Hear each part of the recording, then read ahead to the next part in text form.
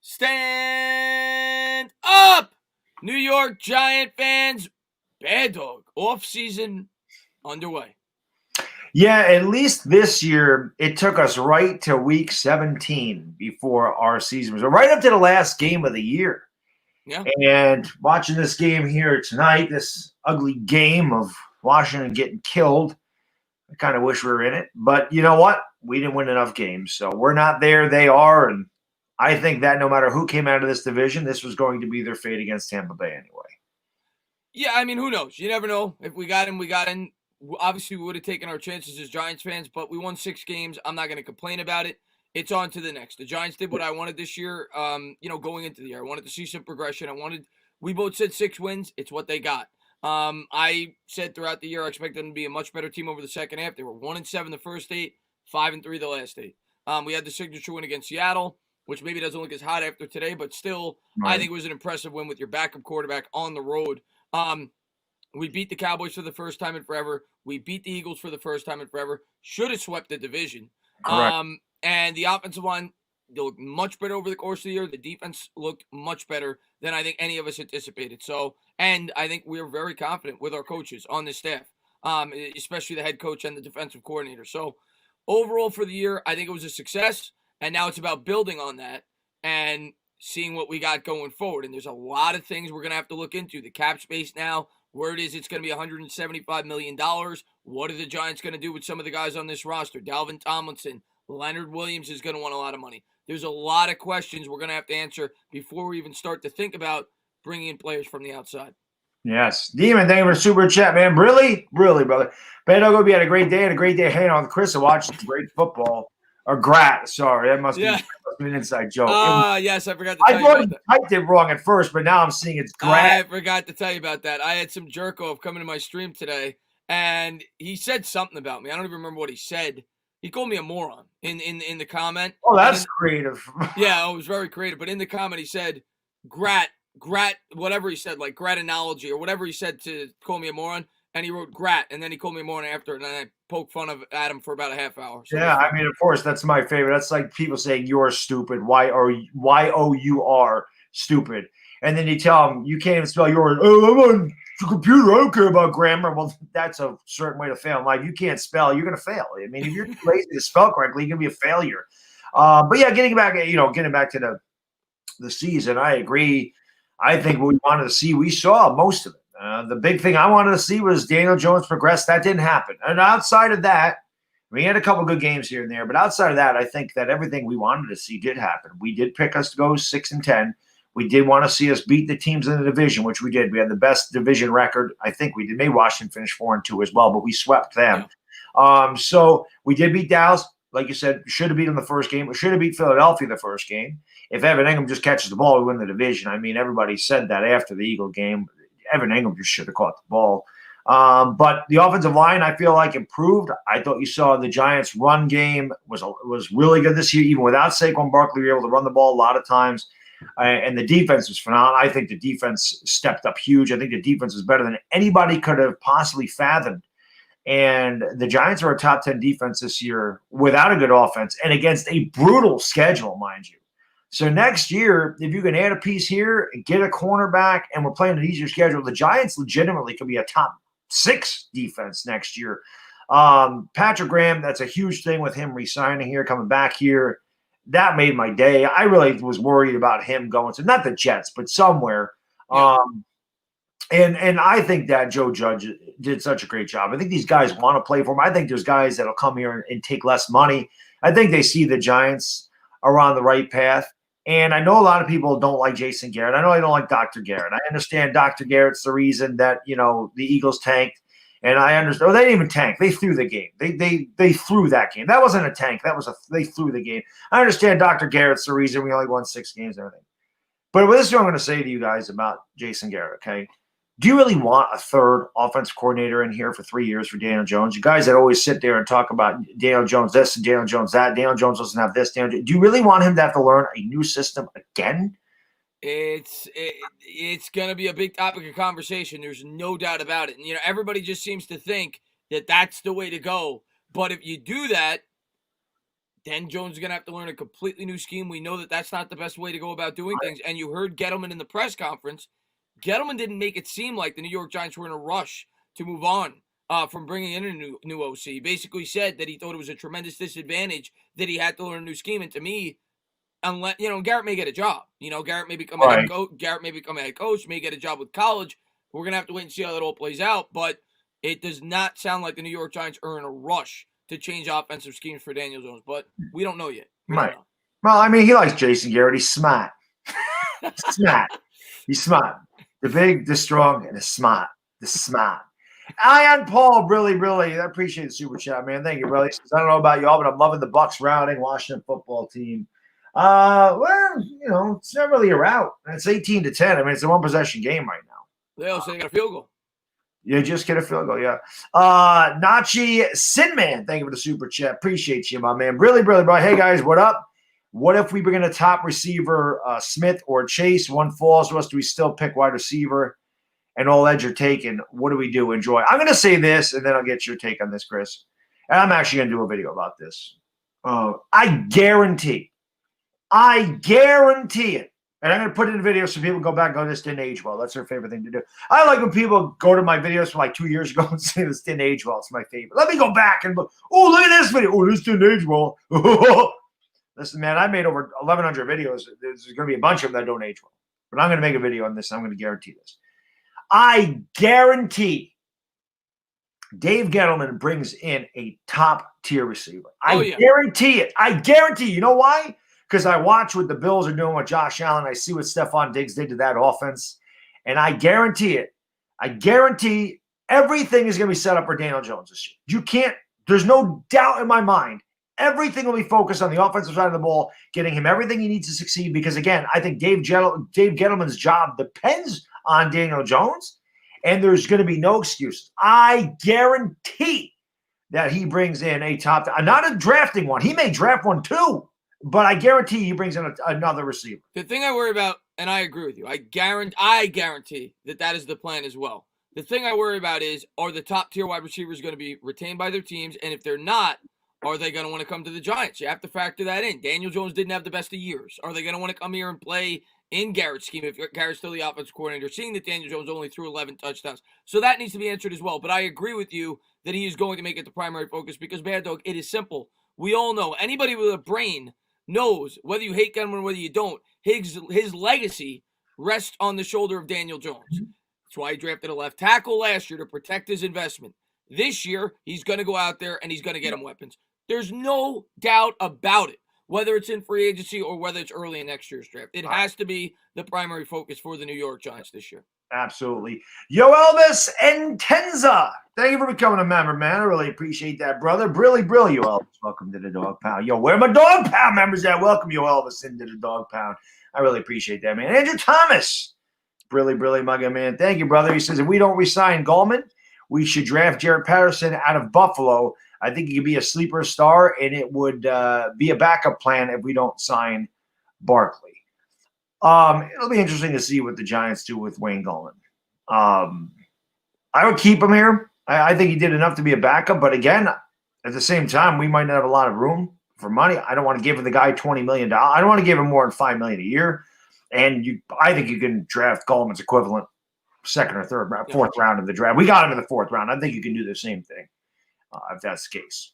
Yeah, I would love to keep Gallman, and it's going to come down to dollars and cents. If you could get him back on a really cheap deal, have at it. If not, right now with the cap the way it is, we don't have the luxury of doing that. We don't have the luxury of paying a backup running back $4 or $5 million a year. Right. It's just not there. The cap, we're going to have to make every cut we can just for us to be able to try to make some moves and make some additions. And as much as I like the way that Gallman played, the fact of the matter is we're paying Saquon Barkley $10 million a year because we picked him as high as we did, and he's a very talented running back. I would go out there and draft Gallman's replacement if Gallman gets a decent offer from another football team. I think you could find that, and maybe that's one of the players. But the other thing the Giants got to focus on in the draft, and we're going to talk more and more about this throughout the offseason, they cannot stop thinking about this offensive line. Right. Kevin Zeitler is going to be gone, okay? I get it. It's a lot of money. We're going to need to save it. We need to continue to invest in this offensive line. We're going to need guards. We're going to need tackles, and I expect the Giants to attack that. I wouldn't even be shocked if the Giants took a guard as soon as round 2 this year. I wouldn't be surprised at all. Shane Lemieux to me doesn't seem like he's close. You know, he could go either way. I'm not sold on him. Right. And Will Hernandez, it seems like the Giants aren't sold on it at all. So I do think they're going to have to pay some kind of focus on the offensive line at some point in this draft. Yeah, I agree, and I think they will. Like I said, I think everything this year is going to be set up in the draft for the offense. Again, I think you will. I think you're going to get skill position players, but I do think that they'll also address that as well. Solder will be gone. Yeah, Zeitler, I think, has to stay.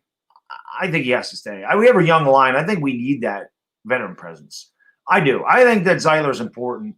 He played really well again. I just think he's important to help the growth of the young guys here. I think that's valuable.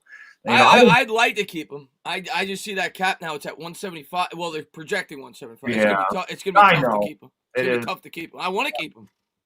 Solder will be gone. Tate will be gone. Yeah. You know. John Silva, man, thank you for the super chat, brother. Really, my good man.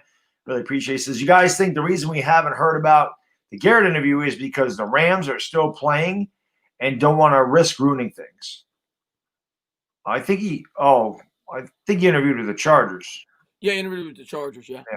Yeah, it wasn't yeah. But I don't know. I think they're doing the same thing the Giants did. I think they're going to go through a laundry list of candidates. There was 5 guys on the list. He was one of them. They had Walsh, the offensive coordinator from the Panthers, was on the list. They had the guy from the Bills, who right now is playing this week. So, you know, they probably wait and interview him, who had a great year. So they've got a lot of candidates. They're probably going to go through all of them. I don't expect Garrett to get that job. When you looked at the guys that were going in for that interview, John, there's a lot of really hot candidates. I do not think they will end up picking Jason Garrett. I don't either. Hey, I'm Paul. Thank you for the super chat, brother. Brilly. He says, I really hope you're right. We're going to be right on that. I'll be shocked if he doesn't. He's got to. He's got to do that. Because, again, the Giants can't have any questions. Everybody that wants to talk about Daniel Jones' bad year can blame Garrett. They can blame the O-line, and they can blame the receivers, and they can make everything. So you got to make sure that that's not why. That's why Garrett has to come back. That's why the Giants got to get a wide receiver, at least one wide receiver in here for him, and they got to continue to address the offensive line because they have to have no questions after this year what they're doing with him. They're either going to sign the guy long-term or they're going to say, you know what, nope, we're going to start over with another quarterback and not pay you franchise quarterback money. That's what's going to happen. This is make or break for all of them. Barkley, Jones, Gettleman. This is the year for the Giants. This is it. You're going to find out, and they're going to set up everything they can do.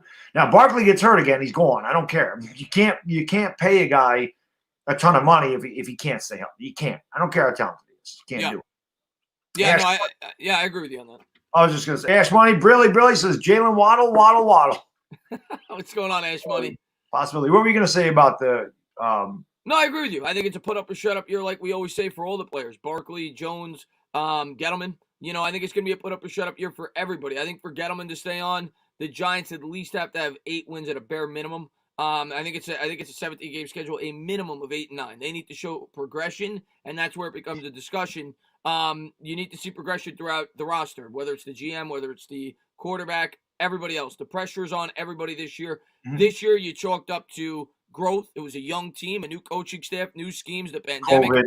A lot of factors. And so it was completely reasonable to think 5-6 wins, growth that you build off going into next year. But I think the Giants are going to come in with much higher expectations next year. I do expect them to be more aggressive than some people may think in free agency because I think, and I'm going to get more into it in my cap space video, but I think the Giants are going to restructure some of these contracts because I think every team's going to do it in the league. And I'm normally not for backloading contracts, but because of what happened, the cap space went from 198 to 175. You're talking a $23 million difference. You were anticipating a jump to right. It jumps 10%, right? You're talking a $40 million difference.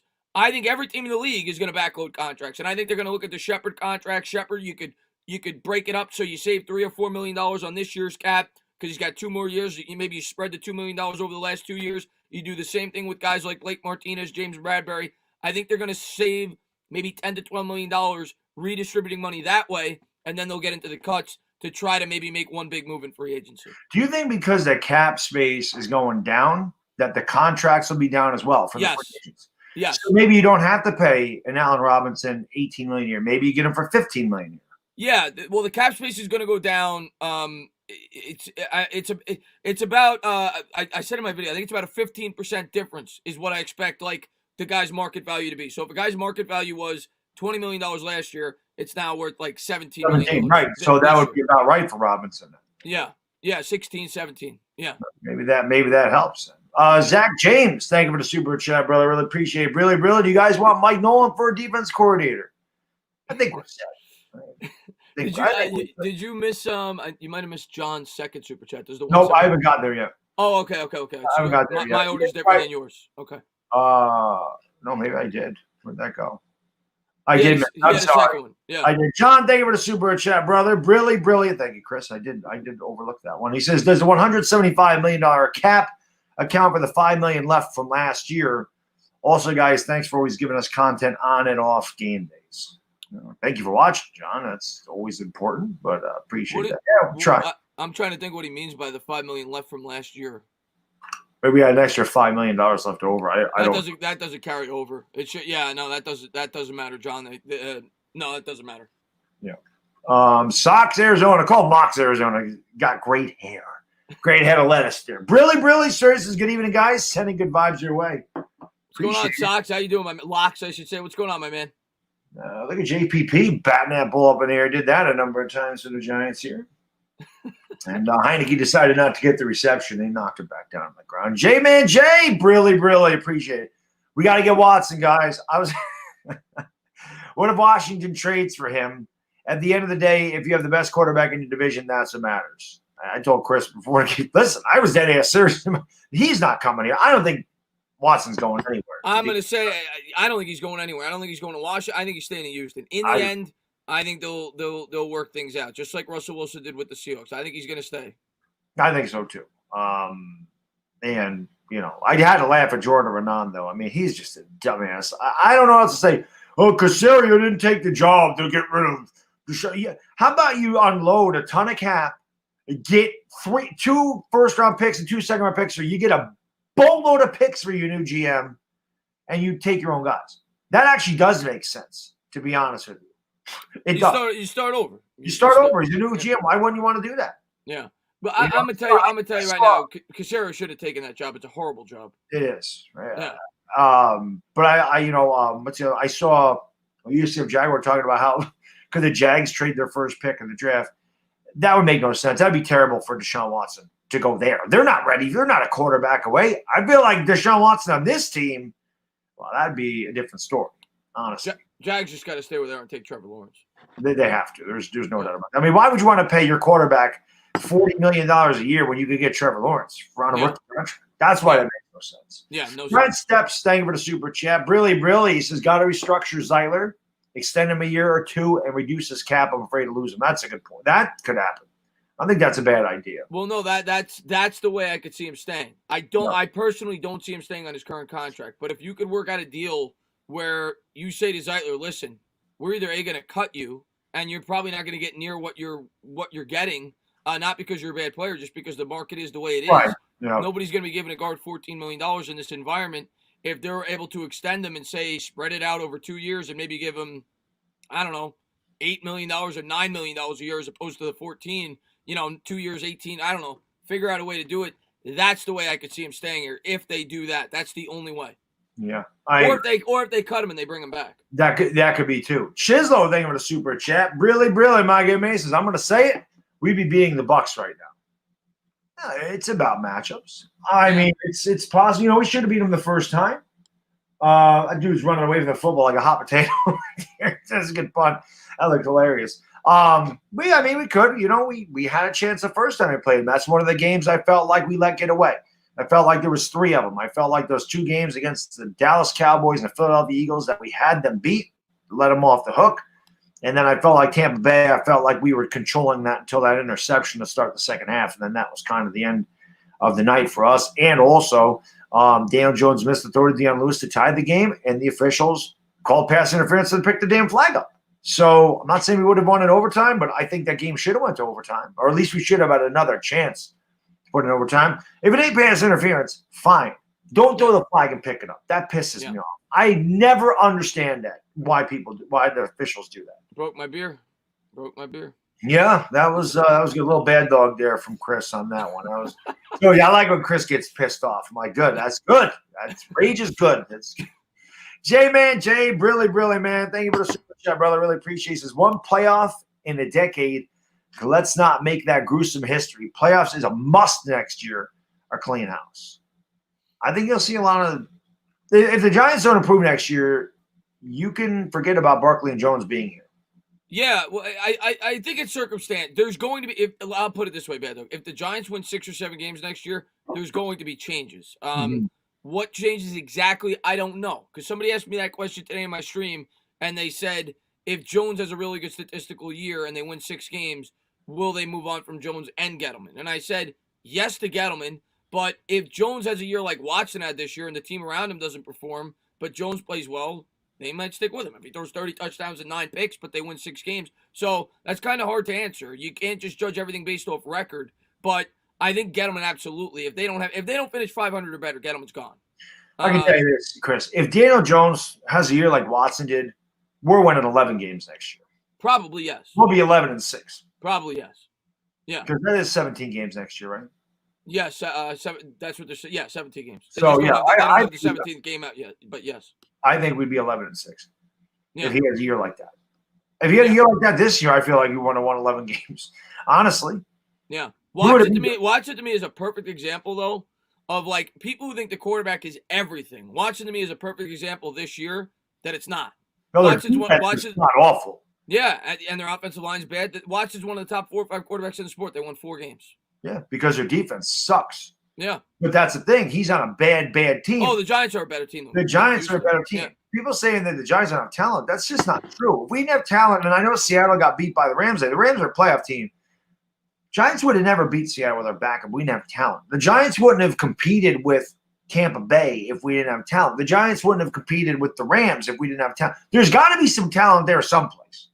Yeah. I'm going to tell you right now, I think the most talent on this team is in the coaching staff. I agree. I think Patrick Graham gets a lot of that at defense, and I like Joe Judge. Yeah, I do too. I think players like Joe Judge. Said if we can take anything out of this year, we definitely have the right coach.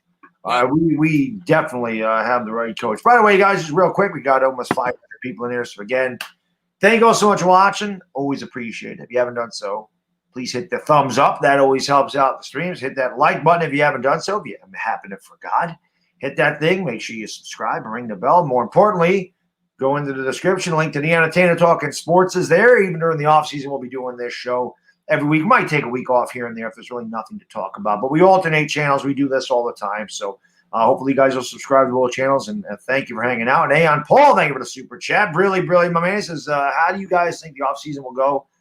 Honestly, I think Judge keeps Gettleman in check, which is why we didn't see anything stupid last year. Gettleman had his best year as a Giants GM in 2020. Not close. I think it's a good marriage. I think Gettleman and Judge are a good pairing. I think they think alike. Judge is an old school guy. I think they both believe in building through the trenches. And I think it's a good match. I think they worked really well together this offseason. I saw no reason to break it up. If there's not growth this year, you do it. And we'll see what happens this year. But I think it's a good point.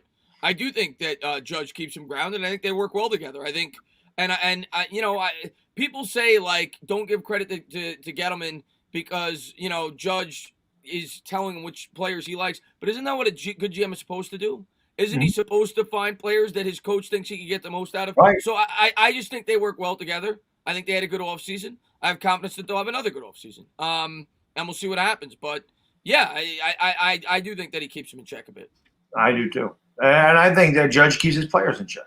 Yeah. Which is a good thing. Test Fighters, thank you for the super chat, brother. Brilly. We need a good free agent and a good draft. Yeah, we have to have the same thing we had last year. A really good draft and good wide receiver pickups. In the Giants, this division's there for the taking. There's no doubt about that. We can beat any team in this division. I said this all year. Well, not all year. I said it after we lost. I think I said it after we lost to Tampa or we were doing whatever the hell we were. I came out and said we were the best team in this division. At 1-6. And I stand by it, even at the end of the year, even though we didn't win the division. Still think we're the best team in this division overall. Washington, we swept. They got in, but we swept them. And listen, Washington struggled against a team that nothing to play for and intentionally threw that game. Well, here's what I want to say about Washington also. I personally think the Giants and Dallas are going to be the two best teams next year in the division. I think they'll get Dak back. But here's what I want to say about Washington.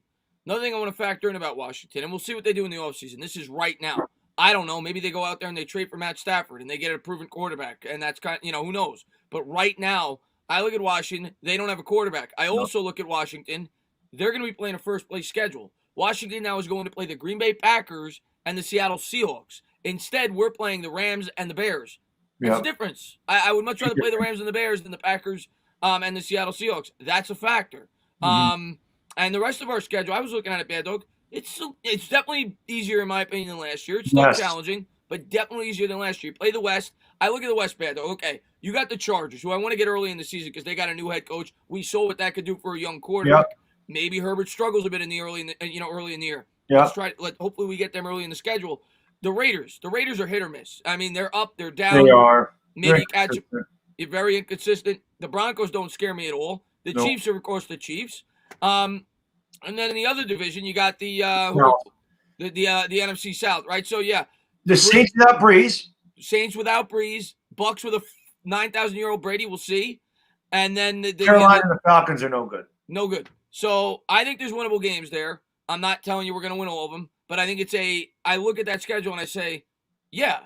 Like last year going into the year, Baddog, I looked at it before we knew everything. I said the 49ers was an automatic loss. Of course, I didn't know they were going to have injuries and they were going to regress because of it. But I said the 49ers were an automatic loss going in. Baltimore looked like an automatic loss. Seattle looked like an automatic loss. In Seattle, you would have figured, right? And there was another one. There was Pittsburgh. So those four, I mean, going in. We knew Cleveland was going to be much better. Cleveland, Arizona, people thought would be much better. The Rams. So I look at this schedule, Baddog, and I say I could see some wins here, and this team should only get better. That's a fumble. That's a fumble right there. Justin Huber, thank you for the super chat. Really, does Waddle being a slot guy deter you from him? Well, he's the least of my three. Out of those three guys, that's the one that I want the least. Honestly, I know people are in love with Kyle Pitts. I'm really not about taking another tight end, but I'd rather have Kyle Pitts over Jalen Waddle. If I'm going to be honest, I'd rather have that, to be perfectly honest with you. I'd rather draft Kyle Pitts and sign a wide receiver. I gotta do more research on Waddle. Everybody seems to be in love with him. He's got blazing speed, 4.27 from what I read. You know it doesn't mean shit. Yeah, he's fast. Look at Tavon Austin. Look at John Ross. Yeah, I mean, we'll see. And we'll see what the New York Giants. But I'm gonna tell you right now, I am not writing off the possibility of Kyle Pitts. It depends what we do in free agency, how we set our team up, and who's there, and how we feel about the wide receivers. But I'm gonna tell you what, if you go out there and sign a guy like Allen Robinson, and the Giants feel like Pitts is the best player on the board, and you want to try to cement that offense going forward, have at it. Pitts is a superstar, in my opinion, in the making. He looks really good. So I think the Giants have a lot of options there. And listen, we have a Pro Bowl tight end. I mean, people are killing for a Pro Bowl tight end. I mean, a Pro Bowl tight end. I mean, maybe somebody can take him off our hands. Oh, God. Evan Ingram. Evan Ingram this year, by the way, had 11 drops on 109 targets. More than 10% of his targets he dropped. That's not factoring in the fumbles. He caused the fumble for Daniel Jones with the pitch play against the 49ers. He fumbled the ball against Cincinnati. He was god-awful this year, Evan Ingram. Oh, man. And how many balls bounced off and how many of those incompletions ended up being intercepted? Yeah. That's what makes it worse. Awful. Crimson, thank you for super chat. Brilly says Rashad Bateman. I'm not taking him at 11.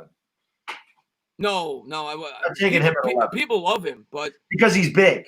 Yeah. That's because he's tall. That's why. But I'm not taking Rashad Bateman at 11. Listen, I don't want Kyle Pitts. I'm not saying that. A lot of people like him though. A lot of people say take him at 11.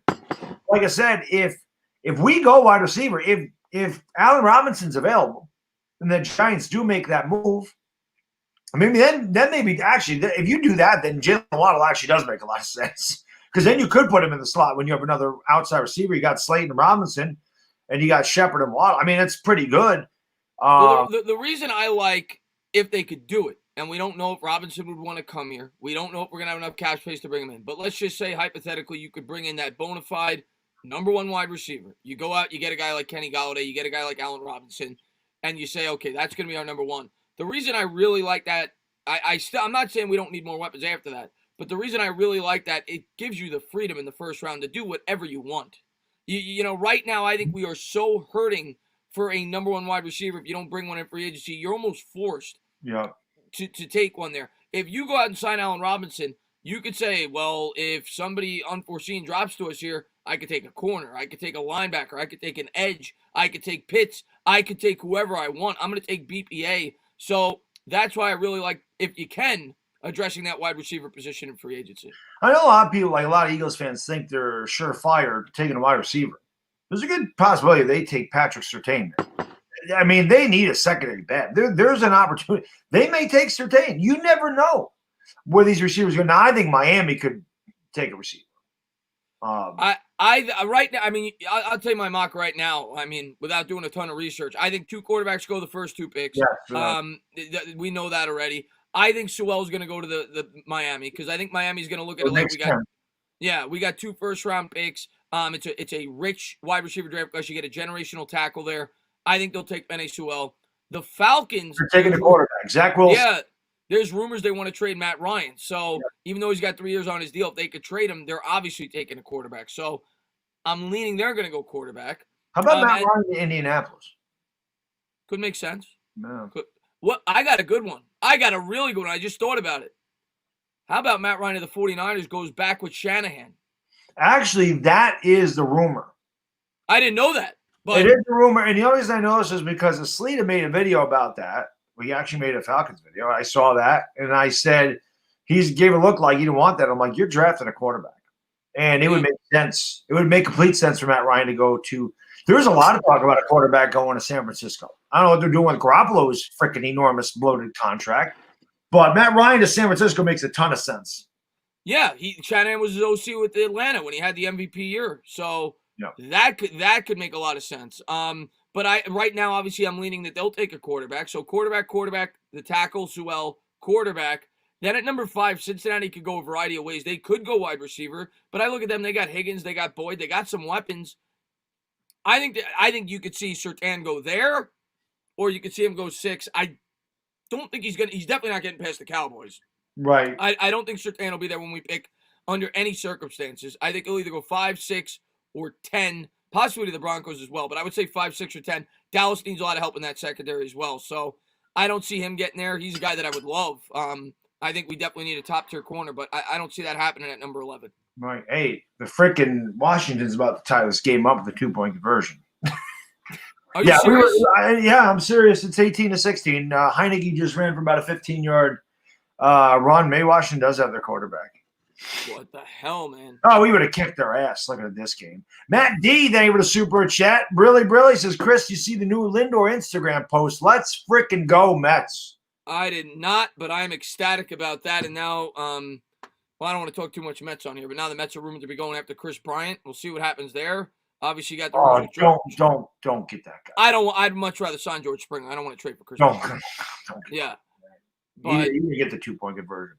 Chris Bryant's an accident waiting to happen. Listen, people are asking me, like I saw somebody tweet out, Yankee fans gonna be crying. Listen, I said this before. Yankee fans, we don't worry about the Mets. The Mets fans don't like the Yankees because we won a lot. I get that. I don't care about the damn Mets. I hate the Red Sox. That's it. I hate the Red Sox. All my hate in baseball goes to the Red Sox. I don't have any problem with the Mets.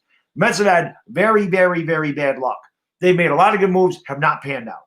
And it just happens. Bobby Bonilla, Mo Vaughn, Jurilis Familia, Jason Bay. The list goes on and on. Roberto Alomar, Carlos Baerga, blah, blah, blah, blah. So I'm hoping that Lindor does not keep doing it. I hope that Lindor works out for the Mets. You know, I think he will. I think Lindor's going to work out. I hope he does. I think it was a good pickup. Well, let's not get carried away with the Twitter post saying that Lindor and DeGrom are the 2 best players in New York, Chris. I was excited. I like Lindor. I know you were. I know. That's why I said take it easy. Take it easy a little bit. Let's not get carried away. But I did see people say Judge ain't better than Lindor. Judge has always earned strikes out 1 trillion times a year. Judge ain't never been clutch in his life. All right. Well, if it's not Judge, I guess you're going to say Garrett Cole. Yeah. I think after that, I would say he is the next best. Who's coming back. What is that? DJ will be back here. DJ, yeah. I would rather have Lindor than DJ. And I know DJ's been great for you guys. But Lindor's younger and he's an all-around he's an unbelievable defensive shortstop. Gleyber Torres is going to be a freaking superstar. Gleyber Torres is good, but you're not taking him over Lindor right now. Well, he had 40 home runs in 2019. He's good. He's got to stick. Well, he's not a shortstop. That's he should be second. Joshua, thank you for the super chat. Brilly. By the way, I saw Ksenia, I saw background there, and she said maybe a talking baseball with Chris and the Baddog. I don't know if we'd have time to do that, but I'm sure Chris and I will do things on the Yankees and Mets. It's just hard to do 2 shows a week. We'll definitely try to mix that in every now and again. I started a Mets channel, which I'm going to try to do once a week, a podcast with those 2 guys. But definitely, we'll do like a Mets New York baseball night, maybe leading up into the season. I'm definitely down for that. Yeah. Joshua, thanks for the super chat, man. Brilly says, trust me, guys, Waddle is way better than Ross and Ruggs. Watch the tape. He can do it all. He can even return kicks, which is a struggle for us. I'm not saying Waddle can't. Listen, everybody has their favorites, right? This is what I'm going to say about Waddle. They say the same thing about Jalen Reagor coming out of TCU. It's the same thing. I'm worried out he is a Jalen Reagor. That's what scares me about Jalen Waddle. It's the same thing. We have short slot receivers here. That's what we have. We don't have not that Devontae Smith's a tall guy. I think he's 6 foot. Listen, it'll be interesting to see what we do. We definitely need an explosive playmaker in the receiving game. That has to happen. We thought we had it with Slayton last year. Did not pan out at all this year. He had a good game the first game of the year, and then he had a case of the drops this year. He dropped a lot of passes too. Daniel Jones threw a couple of perfect passes to him, and he dropped them. Listen, Daniel Jones had a lot of drops. What are the Giants, 5th in drops, 24 drops this year? Yeah. A lot of drops. And factor in, it might have been 7th or 8th in drops, but regardless, he had the Giants as a team had the 25th most passing attempts and the 8th most drops. Yeah. So think about that. It's not like we had the most passing attempts and that many drops. We had almost the least amount and near the top in the league in drops. Right. Yeah. Tay, thank you for the super chat, brother. Brilly Magame says, do you see the list of EPA points lost of drop passes this year? There you go. Engram was first by a wide margin in a list of 30 players and the only tight end. That doesn't – but he's a Pro Bowler, Tay. He's a Pro Bowler. So, I mean, what that's it. Oh, man. Is that Antonio Brown just dropping a long pass? He's dropping a long pass. Perfect ball by Brady. How does Waller not make second team All-Pro? Waller's a freaking beast. Well, that's the guy everybody compares Pitts to. They say that's what I'm saying. Yeah, they say that Pitts is like that's his pro comparison, but Waller's an animal for the Raiders. Listen.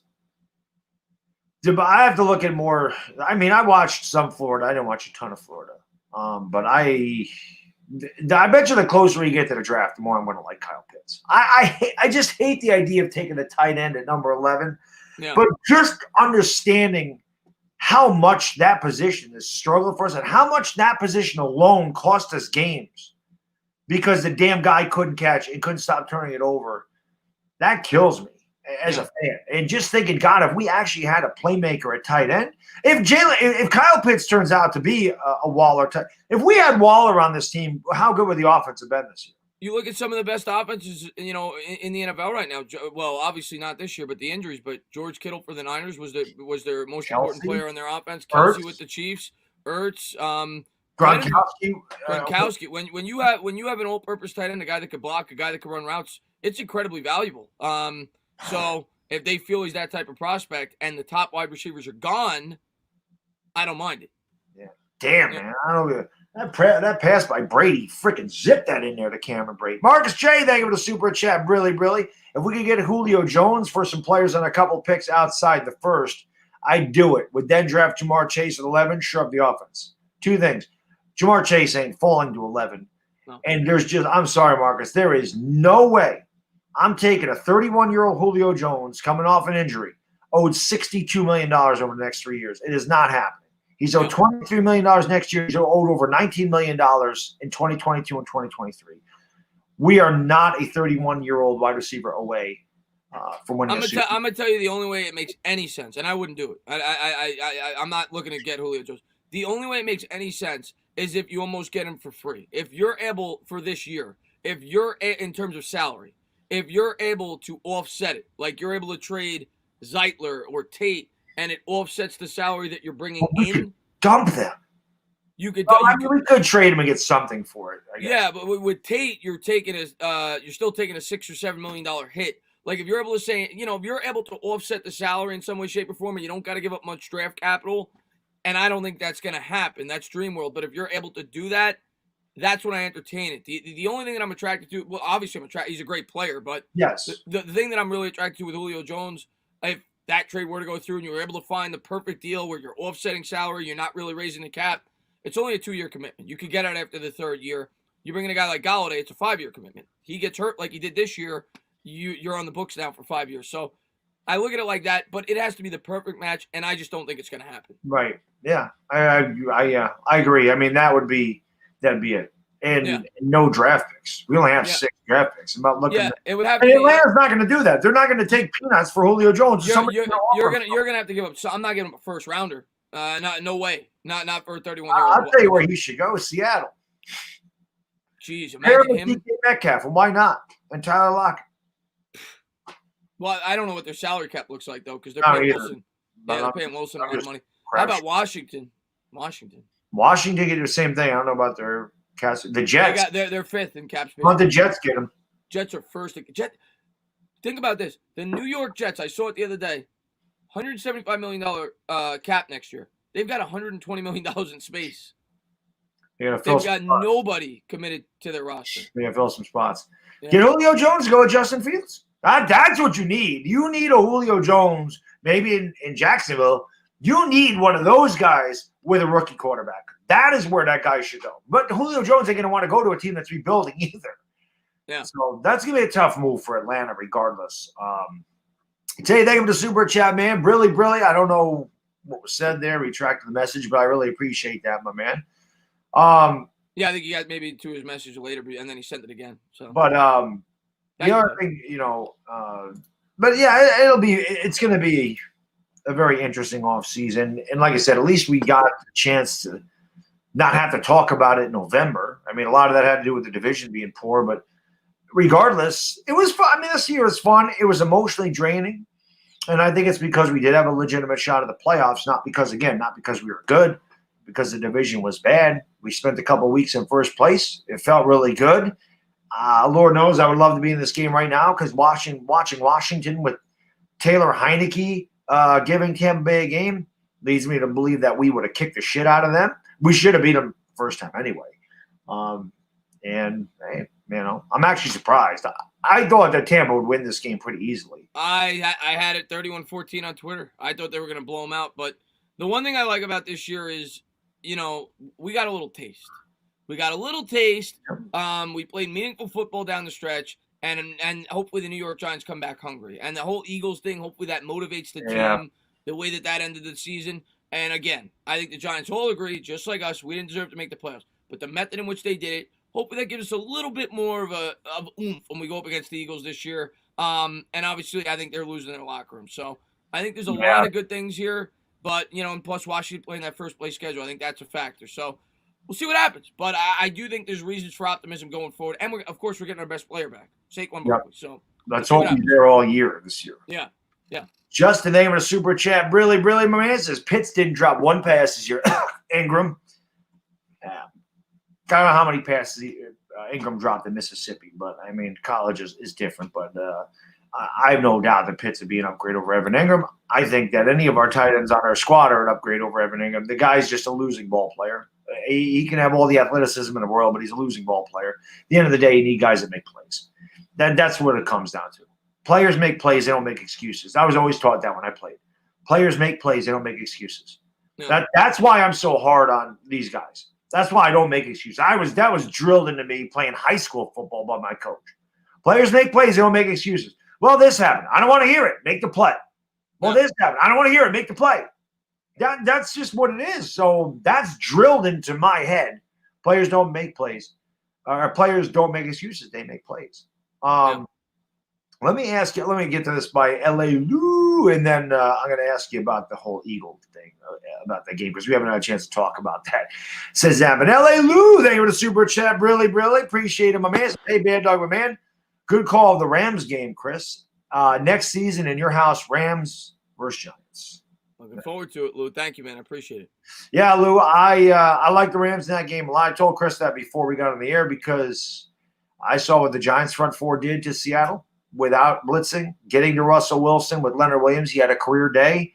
Aaron Donald is way better than Leonard Williams. Aaron Donald was going to dominate that game. I didn't think you guys would score that much. I thought it would be a little bit lower scoring game, but I knew that they were going to give Russell Wilson problems. Cam Akers, man. Cam Akers was a big day. Big day. 200 scrimmage yards almost. He was phenomenal. Tim, we're going to kick a field goal here. And they make it. So let me ask you real quick about the Rams. How do you think they match up against Green Bay? Because that's probably what they're going to play. How do you think they match up against Green Bay? If they can get Aaron Rodgers the way they got to Russell Wilson, it's the same type of thing. You shut down Aaron Rodgers, you're going to win the game. And one thing I know, I don't watch every Packers. The Packers don't have a good rush defense. That's what I was going to say. And the Rams run the ball good. So I'm going to pick the Packers, but it's an interesting matchup. And I don't know if it's the best matchup against the Green Bay Packers. The big thing there is we don't know what happened to Cooper Kupp at the end of that game. That too. And Donald went to the locker room too. Donald's fine. Russell Wilson landed on his ribs. They'll put a flak jacket on. They'll tape his ribs up. He'll come out and freaking beat. The guy's just dumb. Dumb, stupid, ridiculous. Speaking of dumb, stupid, ridiculous, how big is DK Metcalf? That freaking guy is a damn – you know what he is? He's Jason Pierre-Paul at wide receiver. Guy's an animal. He is. That guy should be competing in bodybuilding contests. Had a lot of drops today, though. He did have a lot of drops because he put on too much damn size. You got to take some of that muscle off of there, buddy. You're a wide receiver. You know who that happened to? I mentioned this. This is a name a lot of people ain't going to remember. There's Cardinal fans there maybe remember. David Boston was that guy. I remember him. David Boston was a really good wide receiver, and he was big. And then he put on more muscle, and he got hurt, and he was never good again. Yeah. DK Metcalf's got too much damn muscle. You need some flexibility. It's and that type of thing at wide receiver. He's too damn big. He's ridiculous. He's a little too crazy with the weights. I get that. I love that myself. But God, why that guy? He's not human. He's ridiculous. Yeah. He's ridiculous. Aaron Donald, just best defensive player in the NFL. In my opinion, best player in the NFL. Yeah. He might be the best player in the NFL. I think Mahomes is the best player in the NFL. But. Well, he plays a more important position. Yeah. Yeah. Chislow, thanks for super chat. Really. Did Washington find the future quarterback? He's got a cannon. No, I don't think Taylor Heineke out of Old Dominion is going to be their quarterback. No. Washington next year, I'm starting to lean more and more that Washington may end up signing somebody in free agency or trading for one of these quarterbacks, Stafford, Ryan. It makes sense. You're picking too late. That they could easily feel like they're a quarterback away from competing. And there's going to be quarterbacks out there for the taking. The Falcons are going to move on, I think, from Matt Ryan. That's the way it looks. And the Lions very well could be moving on from Stafford. The Panthers, maybe, they look to ship Bridgewater out of there. Who knows? They may be drafting a quarterback. So I think Washington will have some options in the trade market, and that's what I expect them to do. Or maybe they go after Dak if Dallas doesn't bring him back in free agency. But I think they'll have options, and I think that's the route they're going to take. Imagine Dak on Washington. That'd be kind of fun. It was kind of like McNabb. Remember when he went there? Yeah, but he was past his prime. Yeah, he was. Yeah, went there. So it'd be kind of fun with Dak. Well, it wouldn't be fun for us. I really don't want them to get a quarterback. They worry me with a quarterback. They don't worry me because they don't have one right now. Big Kane says Boston was on the juice. I have no doubt DK's on something too. I mean, to me, they're all on something. They already have the genetics to be ridiculous next level human beings, but I have no doubt most of these guys are on something. And Charles Van Leuven, no, the Giants are not replacing Daniel Jones this year. Not happening. He will be there in 2021.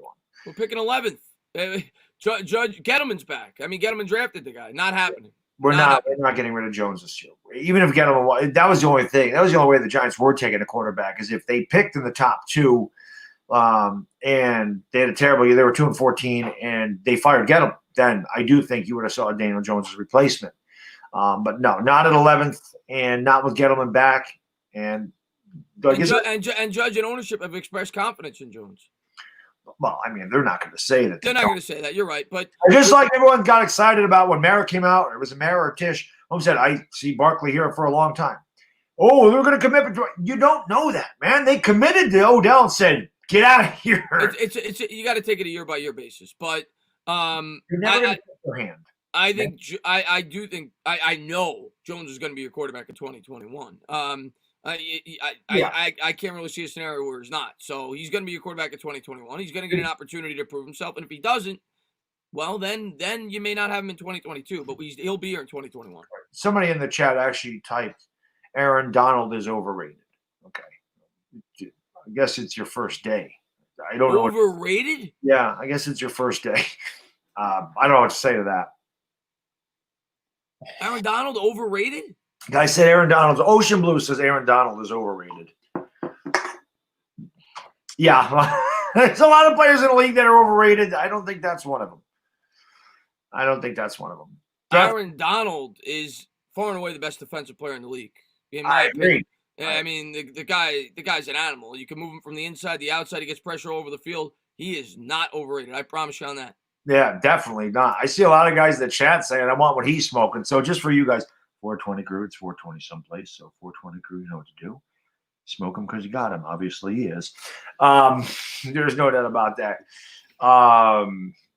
Because Aikman said he's the best ever. Well, just because Aikman says he might be the best defensive tackle ever. He probably is. He's not the best defensive player ever. We know who that is. But he's probably the best defensive tackle ever. I don't know a defensive tackle that was better than him. Maybe I'm wrong. I mean, in my lifetime, the most dominant defensive tackle that I could think of off the top of my head was Warren Sapp. Am I forgetting somebody that was better? I can't think of it. John Randall? John Randall. Yeah. But he tell me a defensive tackle that's won Defensive Player of the Year, and maybe there's one that I'm forgetting. He won Defensive Player of the Year. I don't think a defensive tackle's ever won that. I could be wrong. Alan Page was an end. He wasn't a defensive tackle. Alan Page was the first. I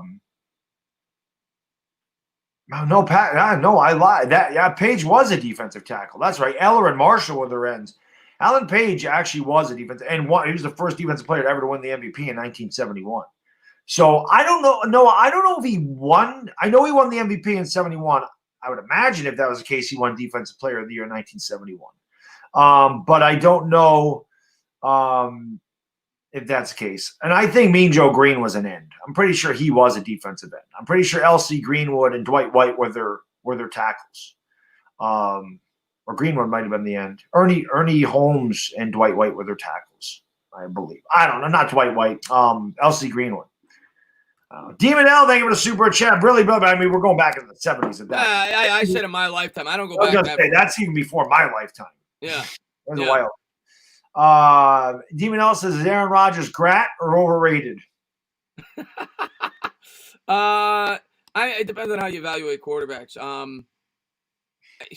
I don't know. I watched that guy play in terms of just, and I know Baddog and me probably differ on Rodgers, but I think he's as talented as any quarterback I've ever seen play the position. So I think he's as talented as anybody I've seen, but yeah, I think he's a little overrated. Yeah.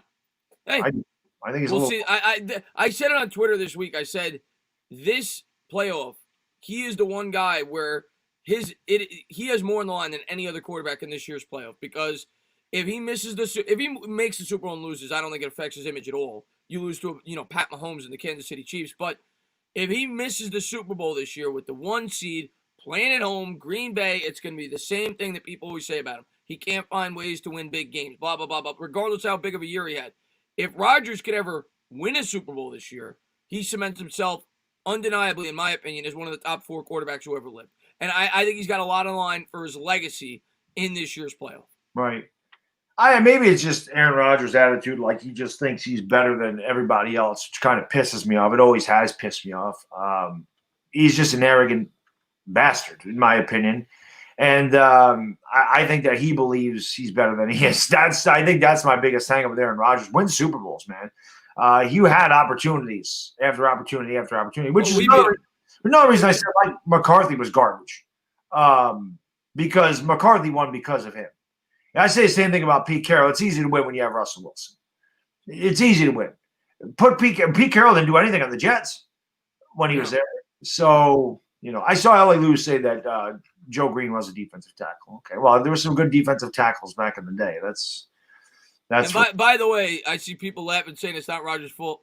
I'm a Rodgers guy. Okay, I already have Rodgers in the top 4 of all time. I'm speaking from. I think even the people that doubt Rodgers, if he won a Super Bowl this year, couldn't deny it. They'd have to say, yeah, he's top 4 of all time. I've already got him there. I think Aaron Rodgers is easily top 6 of all time. But again, people want to call the guy the greatest. Well, he's not the greatest of all time. I mean, it's hard to put. I'd have to go back and look at it. But, people want us to talk about the defense. It's just amazing to me how people will use any excuse or skew anything they can to win an argument. They'll talk about his defense is bad, but everybody wants to say Deshaun Watson's not a winner because his team won 4 games. But they won't say his defense is bad. But they'll say Aaron Rodgers' defense is bad. Look at Brady. Look at Brady with a cannon. Just keep making me money, Brady. That's all I'm saying. Just win. Win another damn Super Bowl. What the hell? Why not? How about that? That's the GOAT you're looking at right there. That dude is my age. He's out there throwing for 4,800 yards and 40 touchdowns, for crying out loud. Yeah, he was an animal this year. He's ridiculous, man. This might have been Brady's. Granted, he's got a great supporting cast, but this might have been Brady's most impressive year this year when you factor in he was 43. He's insane. Yeah, I got to give him credit. He had a great year. He's really freaking good. Heineke's injured. It doesn't matter. Who's Washington's quarterback then? I have no idea. Well, anyway, Brady back to pass, looks, throws, touchdown. That's game. Great. That's game. That's game. GG's in the chat. Just I'll take how you would say. There you go. Brady's spiral is still tight. Brady's arm is still tight. It's ridiculous. Oh wait, it's 21-16? 27-16 now. Okay, so it didn't update on my phone. Okay, so that game's over now. That game's over. So it'll be 28-16, and they don't have Heineke.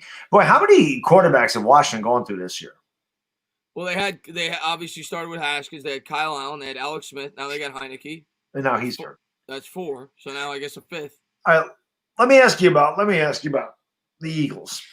Let's talk about that because we didn't get a chance to talk about what Philadelphia did. I mean, we did the game together, but we really didn't get a chance to talk about the aftermath. And this is what I want to ask you because obviously there were some Giants fans that were pissed off, and understandably so. I get that. L.A. Lewis said he dropped it. Okay. There were some Giants fans that were pissed off about that. I get it. Our coach wasn't very happy about it either. I mean, obviously, I didn't like what they did. I didn't understand. If you want to tank, start Nate Sudfeld. Don't pull him. Don't pull Jalen Hurts in the 4th quarter and say, we're trying to win the game. That's laughable. If you took – this is what I'm going to say about this, and I'm going to ask you the question. If you're telling me that you took Jalen Hurts with a 52nd overall pick, and you're in a 3-point game against Washington with half of your starters sitting. Should have been a tie game, by the way. Should have kicked the field. Should have been a tie game. So, but even so, down by 3, half your starters sitting. You got your quarterback that you just drafted this year. He's responsible for your only 2 touchdowns in that game. And you're going to sit there and tell me, oh, well, I felt like Nate Sudfeld gave us the best chance to win. What are you saying about your quarterback? A guy that hasn't thrown a pass in 3 years, you think that guy gives you a better chance than Jalen Hurts, who was caught on the bench saying, that ain't right. It ain't right. That's ridiculous. You saw that the players come out after the fact say how pissed they were. Former Eagles came out. That was what was so funny to me. Eagles fans came out and they bashed Giants fans for saying what they said. And I'll say this: the Giants fans that bitched and moaned about not making the playoffs because they tanked, I disagree with. We put ourselves in that spot. But the Giants fans that called out Doug Peterson for doing what he did and the method in which he did it and what Joe Judge said, they were spot on. And the Eagles players and former players said the same thing. Yeah, it was ridiculous. If you're gonna bet your starting quarterback going into the 4th quarter, just don't start him. Right. Not to mention, I want to get a look at Nate Sudfeld. What are you, stupid? Nobody's buying that. You just drafted Jalen Hurts, for crying out loud. Why wouldn't you want him to get more snaps and try to win a freaking game at the end and build some character there? That's just the dumbest thing ever. I think it was Seth Joyner. It could have been a different Eagle. Maybe somebody in the chat let me know. Seth Joyner, if I'm not mistaken, said he was embarrassed to be part of the franchise after 34 years. I think it was Seth Joyner. It might have been another guy that I grew, the era that I grew up in. I thought it was Joyner. It could be somebody else. They said they were embarrassed to be linked to that organization after what they did. It's just not right. Like I said, if you want to tank, I got no problem with that. You want to look at Sudfeld, look at him the entire game. Don't pull Jalen Hurts out a 3-point game in the fourth quarter. It was just stupid. But yeah, I guess you kind of answered. I wanted to say to you, what do you say to Eagle fans like, you guys are crying? I'm like, we're not crying. It's called talking about what happened. And everybody saw it, not just Giants fans. There was a lot of people that were upset about that. Like you said, the players are upset. The players are out there busting their ass as Tampa now scores a touchdown. Well, that's the thing. That's the thing. And Joe Judge hit on it. He talked about the COVID. He talked about the sacrifices that all these players had to go through all year. And for you to spit in those players' faces, it's one thing to say, if you're banged up at all, this game doesn't mean anything. We're going to rest you. We don't want to risk further injury. I get it. The game meant nothing. There's no reason to go out there and sacrifice your players. But the guys you went to war with in that game, they're not stupid.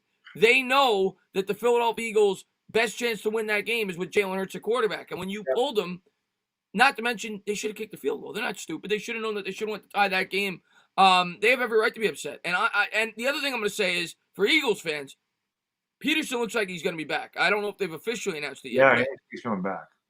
If you're a free agent, well, not that they could bring him in anyway, but what players would ever want to play for Doug Peterson after that? Yeah. What players that are currently on the Eagles team are going to want to run through a wall for a coach like Doug Peterson after he did that? So I said, Eagle fans are laughing too. Like, oh. They think it's funny. They were like, we got a better draft pick. Do you really think there's a huge difference between 9th and 6th? As opposed to getting number one, they got a terrible quarterback situation. Yeah. Jalen Hurts ain't the answer. Jalen Hurts had 2 rushing touchdowns. And they may draft the quarterback. Don't I wanted Jalen Hurts to win, and I like him as an Oklahoma, played for the Sooners his last year in college. But you have him. You wasted a 52nd pick on him. You got a guy that's making $128 million. He's sitting on the damn bench. They don't have a quarterback. They got nothing they can do. They got no maneuverability. They think they're going to trade Wentz. It's a $36 million cap hit or $39 million. Can't trade him. Right. They are screwed. And they don't want to believe it. Like I said, I've seen the blueprint. I watched it with this team. I saw it in 2016 when I made the video and said we're going to be in this situation for 5 years because the Giants backloaded bad contracts, went for it in 2016. You went for it, you missed, and now you're screwed. You got no cap space. You've drafted bad for years, and you got a really bad head coach. They're in trouble. And what they're doing, what the Eagles got to do right now, and I almost understand why they're not blowing it up right now, because if you blow it up, who the hell is going to take this job? Because they have no cap flexibility. So it's almost like suck it up for one more year. But the guys that are there, they're going to try to save their jobs. So they're just going to add to the problem. They're going to look for Band-Aid fixes. They're going to look to try to continue to compete. Peterson, and the GM, Howie, they're going to do whatever they need to do. Like we did. To try to extend it and try to make them a competitive football team, which at this point in time, that's the worst thing that the Eagles could do, because they're not, even if they win 7 or 8 games, they're not going to go anywhere. They need to blow that thing up and start from scratch. That was us. That's why I said, that's why I know we have the blueprint for why we've struggled for all these years, because of that. We, however, are getting out of that tunnel they're entering. And I'm going to enjoy it for the next 5 years when they're really freaking bad. Until Carson Wentz's contract's up. Maybe then they turn it around. L.A. Lou, really, thank you for the super chat. I really appreciate it, buddy. He says, what I disrespected wasn't that they tanked. If you do, you do. But don't lie about it in the press conference. Own it, freaking coward. I should have never said Sudfeld gave him the best. That's so stupid. I'll put Sudfeld in if the time presents itself. There was never a time in that game. They weren't getting blown out. If they were losing 34-14 in the fourth quarter, okay. Not 17-14. Demon, thank you for the super chat. Really, my man, really appreciate it. He says, I know Chris says to ignore it, but the media taking JJ's take on Philly tanking out of context just to criticize him pisses me off. That's the media. That's their job. That's what they've done since he's gotten the job. I mean, the media has gone after Joe Judge every opportunity that they got, and they did it again. And the funniest thing is, Baddog, I made a video on that before. I don't know if Joe Judge just said it before I made the video or not. I did not see the video before I made my video. And I watched his video, and it's almost like he watched my video and then said what he said. It was almost identical. I was completely on board with everything that Joe Judge said. But the thing is, they took a minute clip, and people just looked at the headlines, and everybody said, win more games. That's not what Joe Judge said. What Joe Judge basically did, and I'll sum it up real quick, What Joe Judge did there was basically say, if I was Peterson, I would be embarrassed. If I was Peterson, I would never do that. That's what he basically said. If I inserted myself into being the Philadelphia Eagles head coach, it had nothing to do with them keeping us out of the playoffs. Joe Judge this entire year has not talked about playoffs. Even when they were in the playoff race the last week of the season, he refused to talk about it. He just said it's about growth. It's about progression. And the other thing is, one of my subscribers said it to me, and I thought it was a really smart comment. Do you think Joe Judge did that almost in a way to potentially attract players to come to the New York Giants in free agency? To say, I'm a player's guy, and we're always going to have your back. Yeah, I do. And when he talked about the sacrifices they made and everything that they went through this year, I think that was a lot of, listen, I'm going to go to bat for you. I expect you to go to bat for me, but I will always go to bat for you. I'll always give you my best. I'll always play to win. That's what I think his attitude is. And yeah, Eagle fans said the same thing. Joe Judge is crying. And I said, did you actually watch the entire presser? Or did you just watch the minute clip of that? Because he doesn't ever talk about being mad at them for that. He just said, we would never do that here. We'll never do that here. And that they didn't win enough games. But they'll never do that here. I don't know if you're last year, we had the opportunity, right? We could have put Alex Tanney in the game in overtime against Washington and got Chase Young here, correct? Yep. We could have done that, right? Because that game was it. That was the game that we were either picking fourth or second. We could have went and said, oh, that was with Pat Shurmur.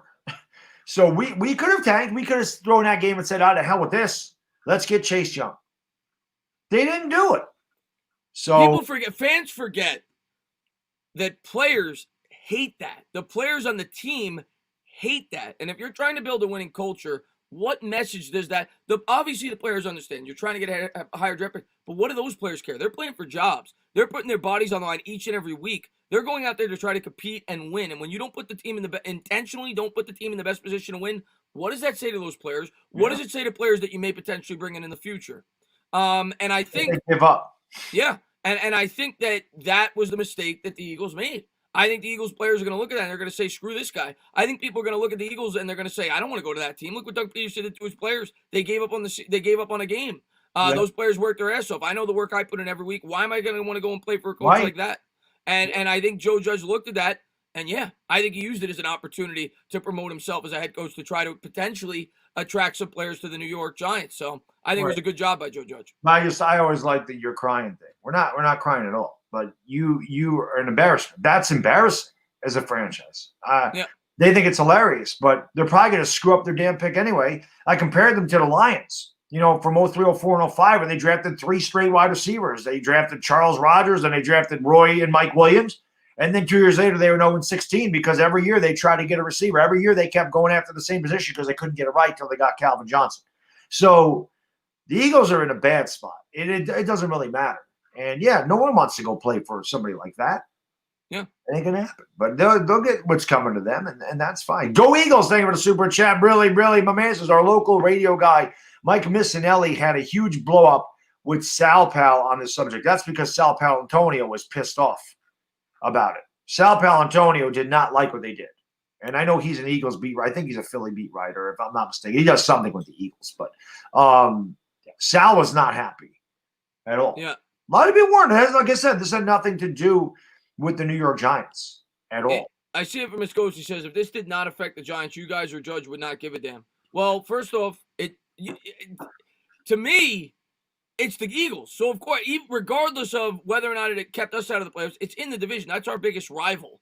So I'm happy they did. I'm not even upset they did what they did. I said in my video, I'm happy they did what they did.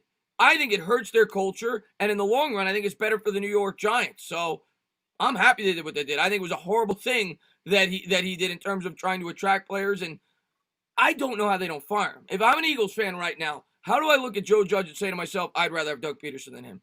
Like, if you're a player for the Eagles, are you going to come out and you're going to fight for that guy next year? I don't know. So I'm happy he did what he did. Yeah, there's no doubt. Sean, thank you for the super chat. Really, really, man. Best reaction was Collinsworth. He said, honestly, Al, I couldn't do what the Eagles just did. I got suspended on Twitter for my anti-Philly rants. You know, I saw a video by Strong Opinion Sports. He said that there's a possibility Chris Collinsworth gets fired for that. Because he didn't say it. He didn't come out and say it that they threw the game blatantly, but he pretty much was saying they're throwing this game. He pretty much came out and said it. Now, everybody knows that this shit happens. So what's the difference if he said it or not? He's a football player. People may not like Chris Collinsworth. That's fine. But the guy played in the NFL for many years. The guy was a borderline Hall of Famer. The guy played in 2 Super Bowls. The guy made multiple Pro Bowls. Okay, the guy was a good player.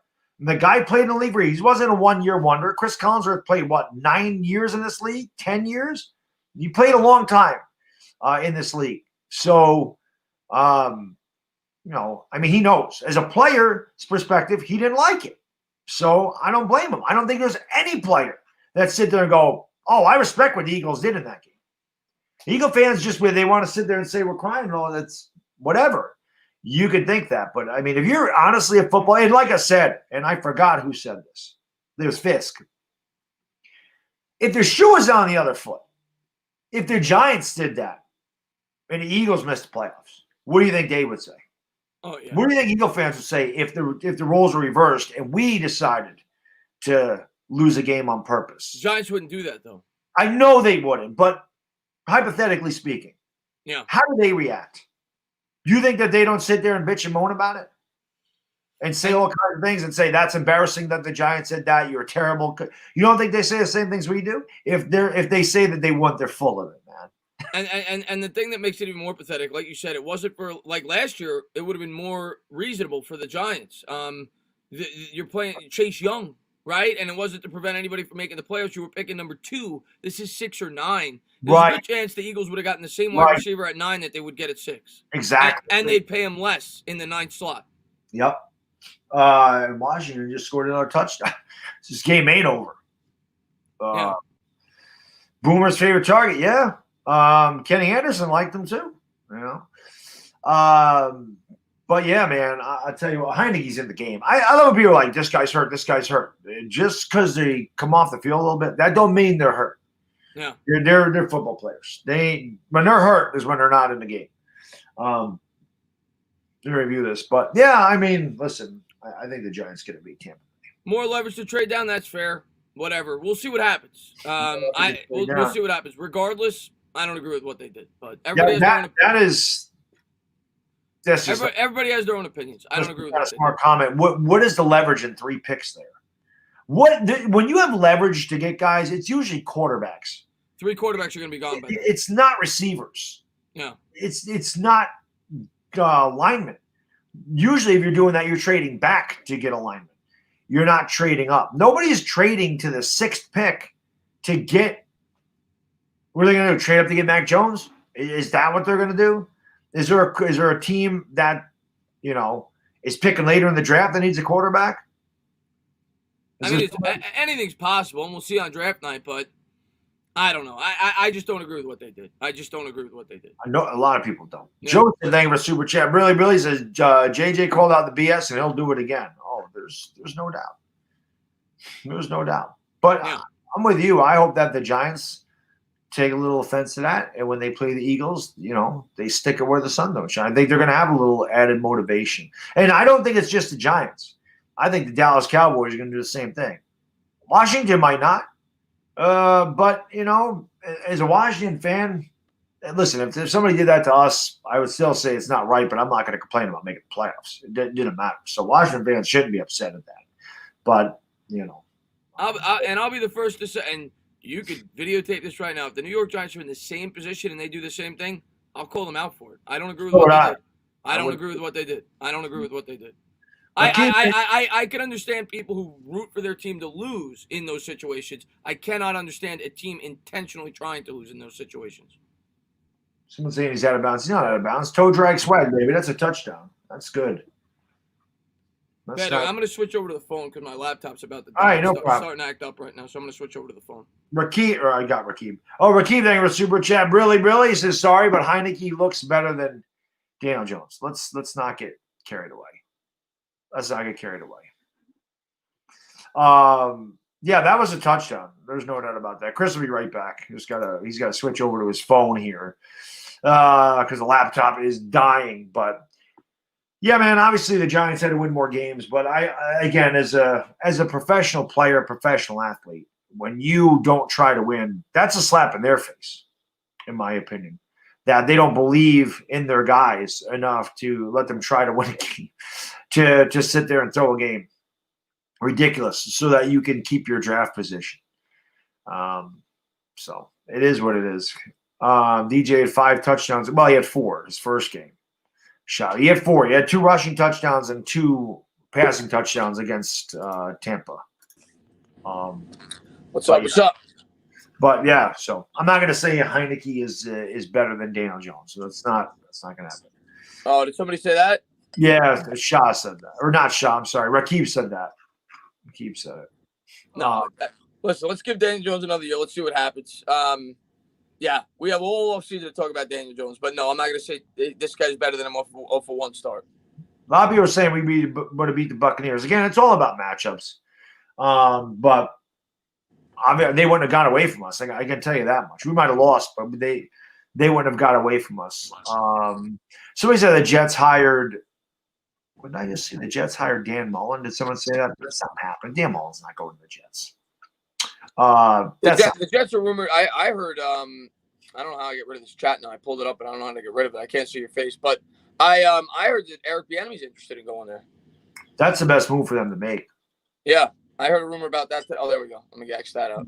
Yeah, that's the rumor I heard about today. That Bieniemy's interested in going there. Yeah, that would be the best case scenario for them. Dan Mullen's not going to go there. Dan Mullen sucks. Ask Uncle Lou. He don't like Dan Mullen. Dan Mullen's never won an SEC title in his life. The man's never hit a number in his life, Chris. Kind of like Phillip Rivers, I said before this stream. You knew that Buffalo was going to win that game because Phillip Rivers has never had a drive in his life. Never. The funny thing is Rivers actually played really well in that game today. But on the last drive, he couldn't get it done. He's falls short. That's his career in a nutshell. That was a microcosm of his entire career, what happened today. Josh Allen almost threw that game away, too. When he took that sack and he fumbled the football, he almost threw that game away. The Bills got lucky today. They did, yeah. He should have just went down the first time. Then he ran backwards. Yeah, when it was 3rd and 33, they were in trouble. There's no doubt about that. Amy, they were super chat, brother. Brilly man says, can we trade Watson for 2 first-round picks and a defensive tackle? The Giants aren't getting Deshaun Watson. Yeah, hey, you never know. I don't expect it. I don't see it. I don't see it happening. I honestly think they believe in Jones. I don't think they're just saying that. I think they believe in him. And I think Judge takes pride in his teaching ability. I think he's going to take upon the challenge to try to get the most out of Daniel Jones. So, like I said, I don't see the Giants doing something like that. In my opinion, they're going to give him every single thing necessary to succeed because they want to know if this is the guy that they want to sit here for the next 10 years or if they have to move on. You do not want to go into his final year of his rookie contract. Now, they can obviously option him for a 5th year, but you don't want to get to that point where it's like, what are we doing with this guy? You don't want to wait 4 years to make your decision on your future quarterback. You just don't want to wait that. I think Judge is a smart guy. Roll by Brady. Oh, my God, this guy's the GOAT. I don't care what anybody says. Judge is a smart guy. Judge is forward-thinking. Judge, when he took this job, I don't think he would have taken it if he didn't like Daniel Jones. I think he liked Daniel Jones. I think that was part of the attraction for him. Coaches don't just take jobs to take jobs. He could have just stayed at New England and been the guy that would have taken over for Bill Belichick. I think he viewed Daniel Jones as an attraction when he took this job. Coaches don't take jobs when they don't like quarterbacks. It was clear as day that Jones was going to be the quarterback going forward at that point, coming off the strong rookie year. So I think Judge believes in Jones, and I think he thinks he can get more out of him.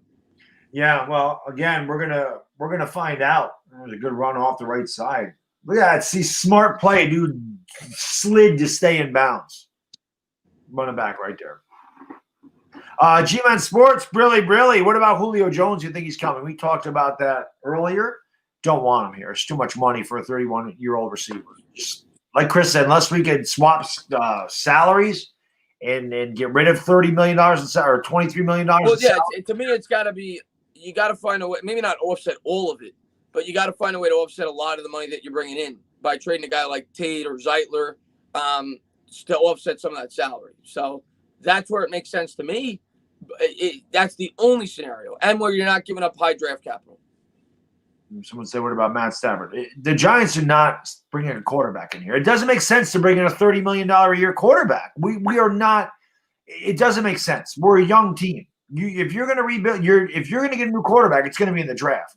Yeah, I'm curious. I want to look up I'm going to look this up real quick, and then but my opinion when it comes to this is you're on an advantage when quarterbacks are on their rookie deal. Why would you throw that away by trading for a guy that's 33 years old when you're not like, okay, if we were a team like, I don't know, I'm trying to think of a really good, maybe Miami, like if they were done with Tua and they were like, all right, we really think we can win a Super Bowl if we bring in a guy like Matt Ryan or Matt Stafford, I could kind of understand that. A team like the Giants on the come up makes no sense. Right. You are not a Matt Stafford away from winning a Super Bowl. Matt Stafford hasn't gone to the playoffs in years because he was on the team like the – so it doesn't make sense. To make a trade for a quarterback like that, you have to be a quarterback away from winning a Super Bowl. And the New York Giants have so many holes right now in this team. You're going to trade for Stafford. You're giving up draft capital. You're giving up cap space. It doesn't make sense. Right. Same thing with Julio. It just – to me, it doesn't make sense. Yeah. Juto, thank you for the super chat. Really, ciao, paisanos. He says, I'm personally super excited with all the right moves we have made, and it's only going to get better and stronger next season. That I agree with. All right, so I'm going to run down a list of the Super Bowl winners. I don't even know this. I'm just running down. I'm curious. Last year, you had Mahomes still on his rookie deal. He won the Super Bowl. The year before, you had Brady win, but we all know that Brady didn't take what he's actually worth. He took pay cuts, right, to remain competitive. Year before that, you had the Eagles with Carson Wentz. Even though he didn't win it, Carson Wentz was on his rookie deal. Nick Foles was the backup. Wasn't paying their quarterback a premium. The year before that, New England won again. Brady not taking top-tier money. Right. The year before that, you had Denver. Peyton Manning was getting paid a lot. Great defense, but top-tier quarterback won a Super Bowl. The year before that, Brady again. Year before that, Seattle, when Russell was still on the rookie deal. Year before that, Baltimore, before Joe Flacco got paid. He got paid again after that, and it crippled the team. Year before that, Eli, before they paid him that ridiculous amount of money, and you saw what happened to the Giants after the fact. So it's a theme. Quarterbacks generally, when they get paid that $40 million contract, don't win Super Bowls. Right. So why would you want to bring in the guy that's already making the $40 million contract when you have a guy in the team that's still on the rookie deal, and if he doesn't work out, you bring in another guy in the rookie deal? Right. And well, they almost got the first down. That field goal is going to make it 31-23 if they make the field goal. But, yeah, I mean, it's because you went for that quarterback there and you're paying him all that money. You have to hit on the draft picks because you don't have the money in free agency to go out there and plug in players in certain spots. The Jets have done it for years. Do we want to be the Jets? The Jets brought in Neil O'Donnell. The Jets brought in Brett Favre. The Jets brought in who am I forgetting? Another I don't know. They brought in veteran quarterbacks to try to skip ahead, and it doesn't work that way. You're not gonna have sustained success doing that. No, they don't. Oh, Vinny Testaverde. Vinny Testaverde worked for you. They did make the AFC Championship game with Vinny there. I don't know how much they were paying him then. I don't even know, but I would guess not that much though. Because if I remember correctly, when they brought in Testaverde, I thought Glenn Foley was the opening day starter, if I'm not mistaken. I don't remember. And then I think Testaverde stepped in. I could be wrong on that, but I think, or at least it was a competition going into the year. Yeah, Tampa. So you're saying Tampa's in trouble? Tampa's not in trouble. Tampa's up by 8 points. They're not in trouble. Yeah, and I'm not saying you can't win that way, but that's not the ideal way to have sustained success. You don't want to bring in another quarterback and pay him a boatload of money. I mean, once Russell Wilson's gotten paid, Seattle ain't advancing very far in the playoffs. Have they even won a playoff game? Aaron Rodgers, once he got paid. Guy's never won a Super Bowl since he got paid.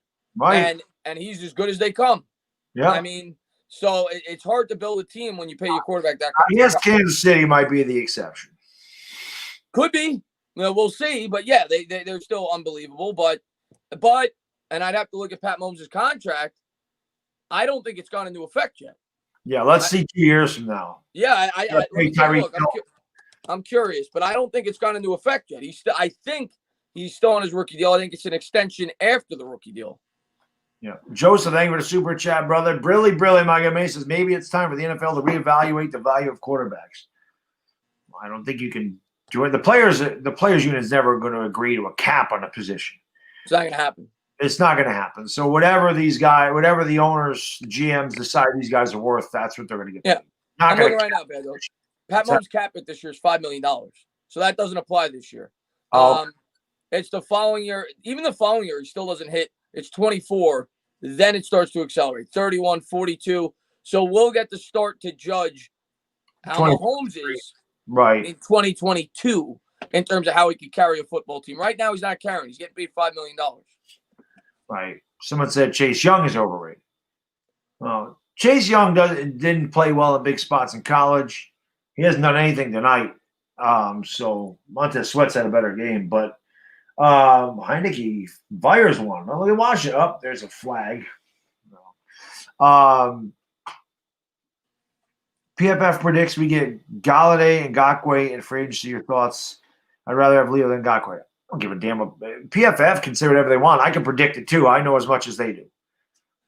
Yeah, I don't know how analytical sites predicting who the Giants get. PFF, I saw the article. They came out with a list of the top 100 free agents, and they got to just pick and choose which teams those guys are going to go to. But Giants don't have a lot of cap space, and they're going to be able to do some things to create some of it. But we don't know what they're going to do. If they bring back Leonard Williams, there's no way we're getting Yannick. I don't know. I do think they would let Leo go. They'd let Leo go in that scenario. Yeah. I'm starting to lean that they're going to let Leo go.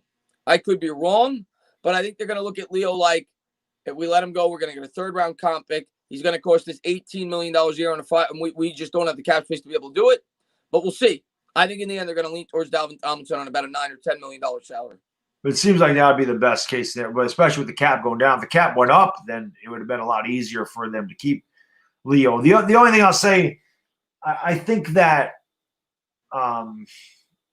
it's tough. I think a defensive tackle is an incredibly important position in the NFL for the simple fact that that's where all the pressure – you get pressure up the middle, you're stopping the run, number one. The penetration up the middle completely botches the run. You can run away from a really good edge rusher and take him out of the play.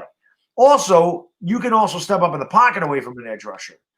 If that defensive tackle is getting penetration up the middle, the quarterback can't step into the throw. He's screwed. We saw that with Russell Wilson against the Giants and today against Aaron Donald. You can't. We saw it with Tom Brady in the Super Bowl.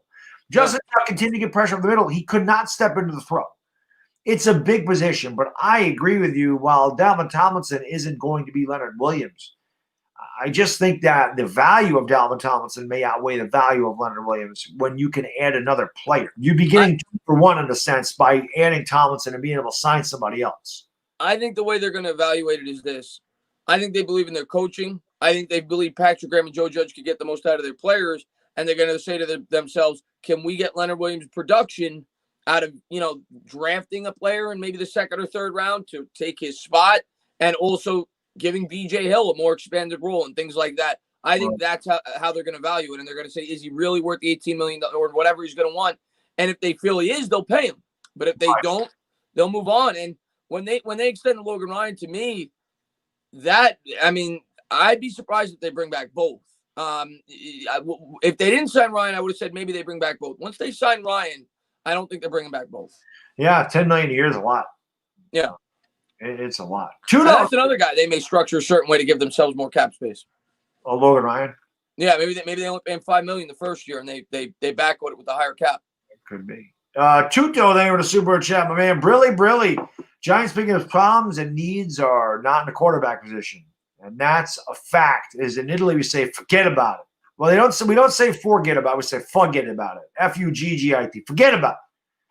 That's how we do it. I agree with him. I mean, the Giants are in a and Barkley going down didn't help the evaluation, but the Giants are in a position where it's impossible to truly evaluate the quarterback. It's because we have so many needs on that offense. So I agree with him. I think we have a ton of needs on the offense, and I don't think many Giants fans would disagree with that. Agree. But my contention with Daniel Jones is his instincts. That's my contention. Everything else, I feel like he can play. It's not like the guy doesn't have talent. Yeah. I worry about his instincts and his progressions. Of course, that could have something to do with having a new system, but at the same time, I just don't think that can be taught. This is, like I said, we're going to find out 2020. We're going to find out this year. And then, where he's going to be here. We're going to find out 20. We're going to find out about all these guys in 2021. Yeah. Yard gave it a super chat. Really, my man. He says DJ or Draftwell and DJ needs more work off season. Barkley come back healthy, sign a bunch of decent free agents. We should be okay. I think we're going to win the division. Chris and I both said 2021 was our year. So yeah, that 2019, that 2021. I think I really do think Giants and Cowboys are going to be competing next year for the division if they bring Dak back. I don't believe in Washington next year with the first place schedule. That's just my honest opinion. Unless they bring in a quarterback, that could change things. But and I think the Eagles are going to be at the door at the basement. I really do. And we'll see how it plays out. But yeah, no, I my expectations going into next year. And again, we got to see what they do in the offseason, see how they build this team. But my expectations going into next year, I think I'm going to have it at the bare minimum 8-9. That is the bare minimum. And I can see them. I'm going to probably have them between 8 and 11 wins going into next year. That's going to be my expectations. 8-9, 9-8, 10-7, or 11-6. That's going to be my range for the New York Giants. I'm going to have higher expectations than I had coming into this year. Washington just lost. Just so everybody knows. They just lost. So NFC East is done this year. Avery, but at least they valiant effort. I'll give them that. Avery, Brilly, my man says C. Davis and Edge and Corey Davis and Edge in free agency. What would the draft look like? Still think the Giants are going to go wide receiver. I still think that's going to be the case. I would not be. I said it before. I would not be surprised. Or again, if they get a number one wide receiver in free agency and Kyle Pitts is sitting there at 11. Maybe they do. Maybe they trade Evan Ingram away for a 5th round pick or something. You never know. Yeah, I mean, you draft. So the question was, you signed Corey Davis at an edge. What do you do in the draft? Well, what I would tell you at that point, in terms of biggest need, it's probably a cornerback. But the question is that corner going to be there? That's worthy of drafting. But I think at that point, you just go BPA. What about whoever the best player available is when you pick, whether that's Pitts, whether that's Waddle, whether that's Surtain, whether that's Parsons. If you fill in the need at the wide receiver position in free agency and you get the edge, I still think you need a 1. I'm not sold that Davis would be a 1, but I think you go best player available. You don't force the pick. You take the best player there at that spot. If Surtain's there at 11, that's a no-brainer. They're going to take them. That's a no-brainer. I do want to say, and we still got some time, but I just want to say again, because I can never say it's enough to everybody in the chat. And this season was amazing. I mean, you guys support these streams this year were huge. I mean, huge. My Lakers streams get big. You know, we had 3,000 and 4,000 people in these Giants streams this year. Yeah, that's amazing. And the support of this show was amazing. We had a lot of fun this year, and I really, really appreciate, all you guys and girls that took your time to watch these games with us on Sunday, to tune into these shows, to watch our videos. My videos last year were getting, 2,500 to 3,000 views. This year, they started to get between 7,000 and 12,000 views. And that's because of you guys and girls. I mean, this has been a rough year. I know that I'm very outspoken. I'm very opinionated. But the difference between me and a lot of content creators, I own it, man. I own what I say. I don't back down from anything. People say you flip flop. Yeah, I have. I'm human, man. I'm going to flip flop. I'm going to say this guy looks good, and then a week later, or not a week later, but a year later, go, well, this guy stinks. Mm-hmm. It's going to happen. And I'm hoping by this time next year, I'm saying, boy, was I wrong about Daniel Jones. I want to be wrong about Daniel Jones. I want to be wrong about Saquon Barkley. You know what I mean? I don't want to be right about this when I'm criticizing these guys. I want to be wrong. I want people to go, this didn't age well. But you know what? That's the way I am, and that's the way I'm going to be. But the thing is, no matter if you agree with my opinion or not, you guys are always there, and I appreciate the living hell out of that. That means everything to me. We're not always going to agree, and I know that. There's no doubt about that. We can't. But there's that many people in our. It would be boring. I say it all the time. It would be boring if everybody agreed with everything that I had to say. Because why do you? I think and by the way, yeah, of course, like everything that Baddog just said, I want to say it, 10 times over. I mean, all the love that you guys show both of us in terms of watching our videos, coming to our streams, everything else. You guys are incredible. Say it every single week. But freaking chat, best supporters on YouTube, for me, best fan base on YouTube. Is this? Yeah, incredible. But I mean, I always say, and yeah, I think while we agree on a lot of things, we look at things a little bit differently. I think that's why people come to both of us for different perspectives, and a lot of people think like you. And for those people that disagree with my mindset, I appreciate you guys for coming back, even though you may disagree with what I'm saying. I think more long term. Baddog thinks more in the moment, and that's fine. Everybody has their own opinions. Everybody can evaluate the team however they want. At the end of the day, we're all Giants fans, and we all want what's best for this team. So I'm always incredibly appreciative of all you guys, even though you guys may kill me and hate me. Some people call me a guy that defends Daniel Jones, even though I don't really look at it like that. I have never once said Daniel Jones is the guy. I'm just saying I need more time to evaluate the guy. So I appreciate you guys for listening to my perspective. Exactly, and that's the whole thing. I mean, I think that's why we work so well together, because we are. I mean, if we were we do pretty much agree on everything, but we do go about it in different ways. And I think that if we were exactly the same, it would be boring. It would be boring if you and I were exactly the same. I think that the fact that our personalities are almost night and day, that I am the loud, obnoxious, freaking in-your-face, reactionary guy that's just like, come on, do it, like whatever. And you're more the level-headed, even keel guy. That's like, it's okay, but it's a bad luck, calm down. I need that. I need that, man. And, for you, Chris, just to be able to have this season with you, doing all the games together, and just have all these ups and downs, and just, we got to enjoy some good moments this year, which is something we didn't get to enjoy when we started doing the games together because they were really bad. To be able to share the season with you was awesome. To be able to call games where we had a chance to get the playoffs or be in first place was awesome. To call the Seattle game with Colt McCoy and win that game was awesome. To be able to call the Dallas game and win that game, and the Philadelphia game and win that game, those are awesome. Those are moments that we'll have. And again, next year, I said it in every show, just wait till we're good. Well, we're getting close. We're getting close. It's going to be good. And hopefully next year, things continue to progress, and we, you guys start telling more people and getting more people in here. We'll have a lot of fun. Because like Chris says, one of these streams, we got to have more people in the chat than we do in the stadium. Now, we did it every game this year. I know. At least the home games. But no, it's been incredible. And I agree with you. It's slow and steady. I know New York fan. I'm a New York fan, okay? And I think the reason I've adapted to being a more patient fan is because I grew up around New York fans, and I'm one of them. And I used to be incredibly impatient with my team, and then I just I watch the Knicks. Okay, that's where it all stems from for me. I watch the Knicks continue to take shortcut after shortcut after shortcut, trying to take the easy way out. It's not the way to build a team, and it's why I'm completely on board with taking the slow and steady approach, because to me, the slow and steady approach and rebuilding when they knocked it down is the only way you're going to get to ultimately be a team like the Patriots or a team like the Steelers, because that's the goal. I don't want 3 or 4 years of a chance at a Super Bowl. I want to have a shot for 20 years. Mm-hmm. And to be able to have a shot for 20 years, you got to build a team the right way.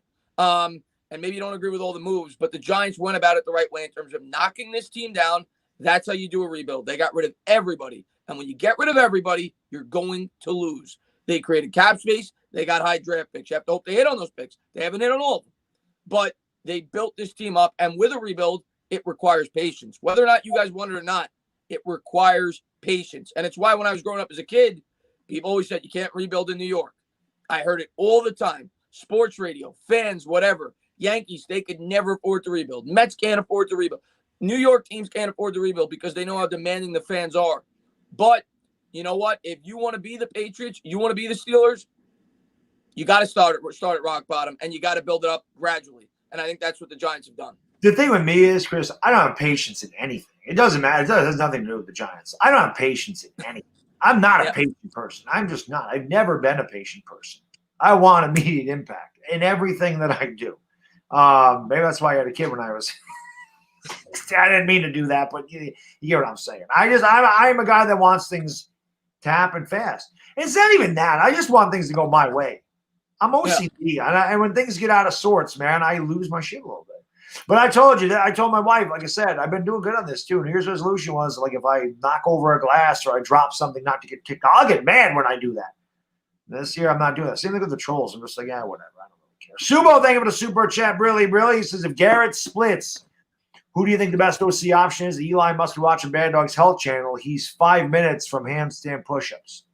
Eli should watch my Health Channel. He could use it.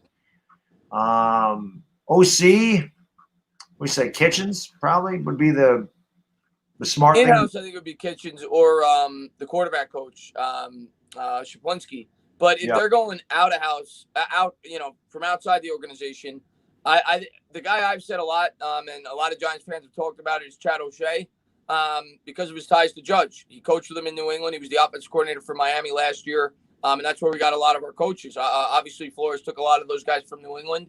I think, from what I remember, they were set to interview O'Shea, and then they settled in on Garrett, or at least there was rumors. So if I had to guess, if it's from outside the organization, that'll be the guy. I saw Anthony Lynn's another one. People have brought up Anthony Lynn as well. I saw John Freeman come in here. Washington fan said Brady would have wiped his ass for the Giants. How you be a Washington fan come in here and say what Brady would have done to the Giants? We're not in the game. Why do you even care? What the hell? You don't know. We kicked the hell out of him the first time we played him. We ended up winning the game. We beat the hell out of Brady in that game. Not to mention, I'm pretty sure people said that in 2007 and 2011 too. We kind of know how that finished. Brady was so happy. Brady might have actually phoned in a favor and said, "Yo, can the Eagles throw this game so we don't have to play the Giants, please? I don't want to play that team in the playoffs. Please. You know what, Eli? I don't want anything to do with the Giants. Can you do something to throw it so we have to play Washington and not New York?" And maybe that's what happened. Maybe Brady phoned in a favor. He's the GOAT. Maybe that's I'll say this, man. I'm impressed with, I didn't see the whole game. I watched the first half, but I'm impressed with how close Washington kept it. Now, I thought they were going to get – obviously, the defense didn't play that good. Tampa Bay put up 31 points, but I see Heineke threw for over 300 yards. But obviously, I figured it would be Alex Smith on the one leg, I didn't know what Heineke could do. So, but yeah, they put up more points than I thought they would. I had it 31-14.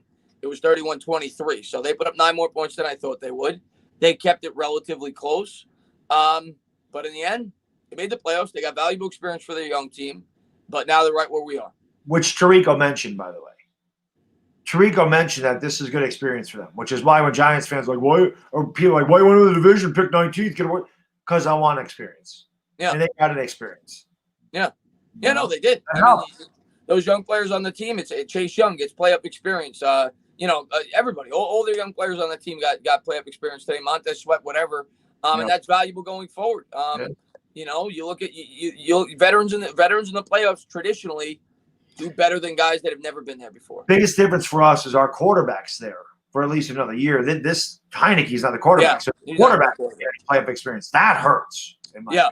Jeremy, thank you for the super chat, bro. I really appreciate it. Really, really.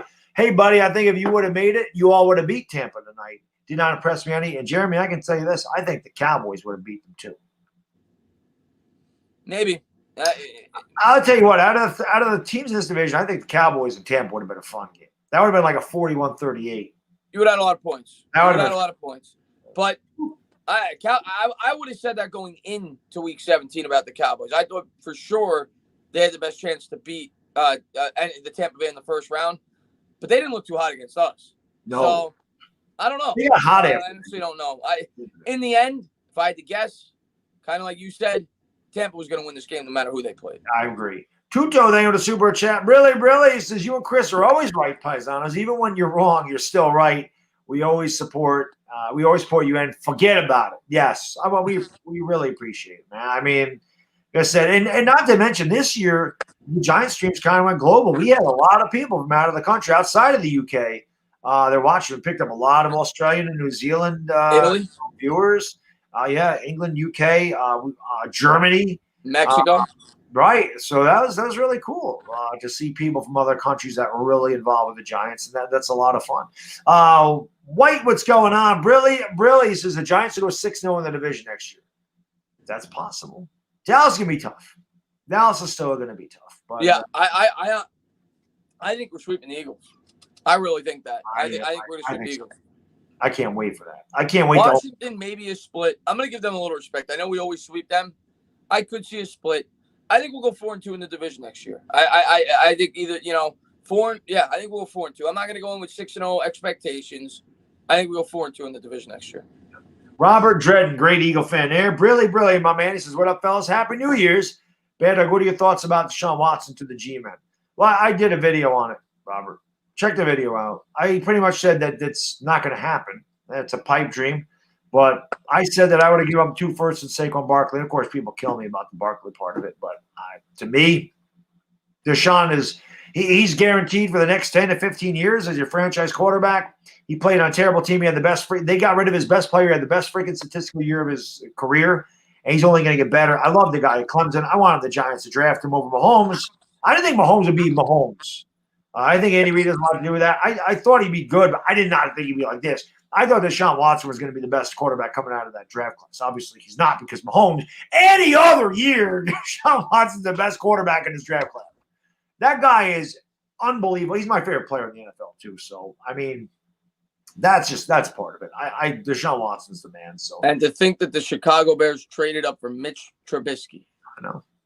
That's why they've been wallowing in mediocrity for years. In that same draft. And then they went out and got Nick Foles. Unbelievable. That's pretty bad. Joshua, then with a super chat. My man, Brilly, brother, who would be our 17th game next year? I don't know. This isn't confirmed. I did research into that, actually, of how they're going to do it. From what I read, it's going to be a team that fell in the same place in their division in the AFC in one of the divisions that we're not playing. So we're playing the AFC West. So it'll be a second-place finisher in the AFC North, the AFC East, or the AFC South. So you're looking at either the Dolphins, you're looking at the Colts, or you're looking at the Ravens. I don't want them. If I had to pick one, I'd probably pick the Dolphins because I don't know if they're too sure about their quarterback situation with Tua. I don't want the Ravens. The Colts may have a rookie quarterback too, so maybe them. I don't know. Definitely not the Ravens. I don't know. James Dolan, Emma Effa, Brilly. That's a great name, by the way. Brilly says, if Jones isn't the guy, so be it. But in the 90s, we held on to Dave Brown and Danny Kanell forever and suffered. If Jones has no growth, move on quickly. When did we get – Dave Brown started in 94. So Collins came here in, 99? So that period of time seemed like it was forever, but it really wasn't. 5 years. It really wasn't. But, yeah, Jay, I mean, the thing is, like I said, Daniel Jones, 2021, the Giants are going to know. The Giants are going to know because Dave Gettleman will not leave any stone unturned in getting him the best possible players around him, playmakers around him. You expect Saquon Barkley to be there. Listen, again, I'm going to – you know what's going to happen, Chris? I swear to God, I'm going to talk myself into wanting to draft Kyle Pitts at 11. I swear to God. I'm the guy that's like, I do not want a tight end in the first round. I do not want a tight end. No way. I'm going to have talking myself into it because all I can think of is I always say to the tight end down the seam, the play action pass, the RPO to the tight end.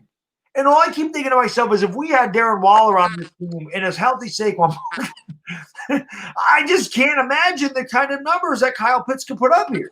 For me, it's going to come down to what they do in free agency. I know, but I'm saying, like if you add a wide receiver in free agency, I'm completely fine with drafting Kyle Pitts. It's just crazy. Yeah.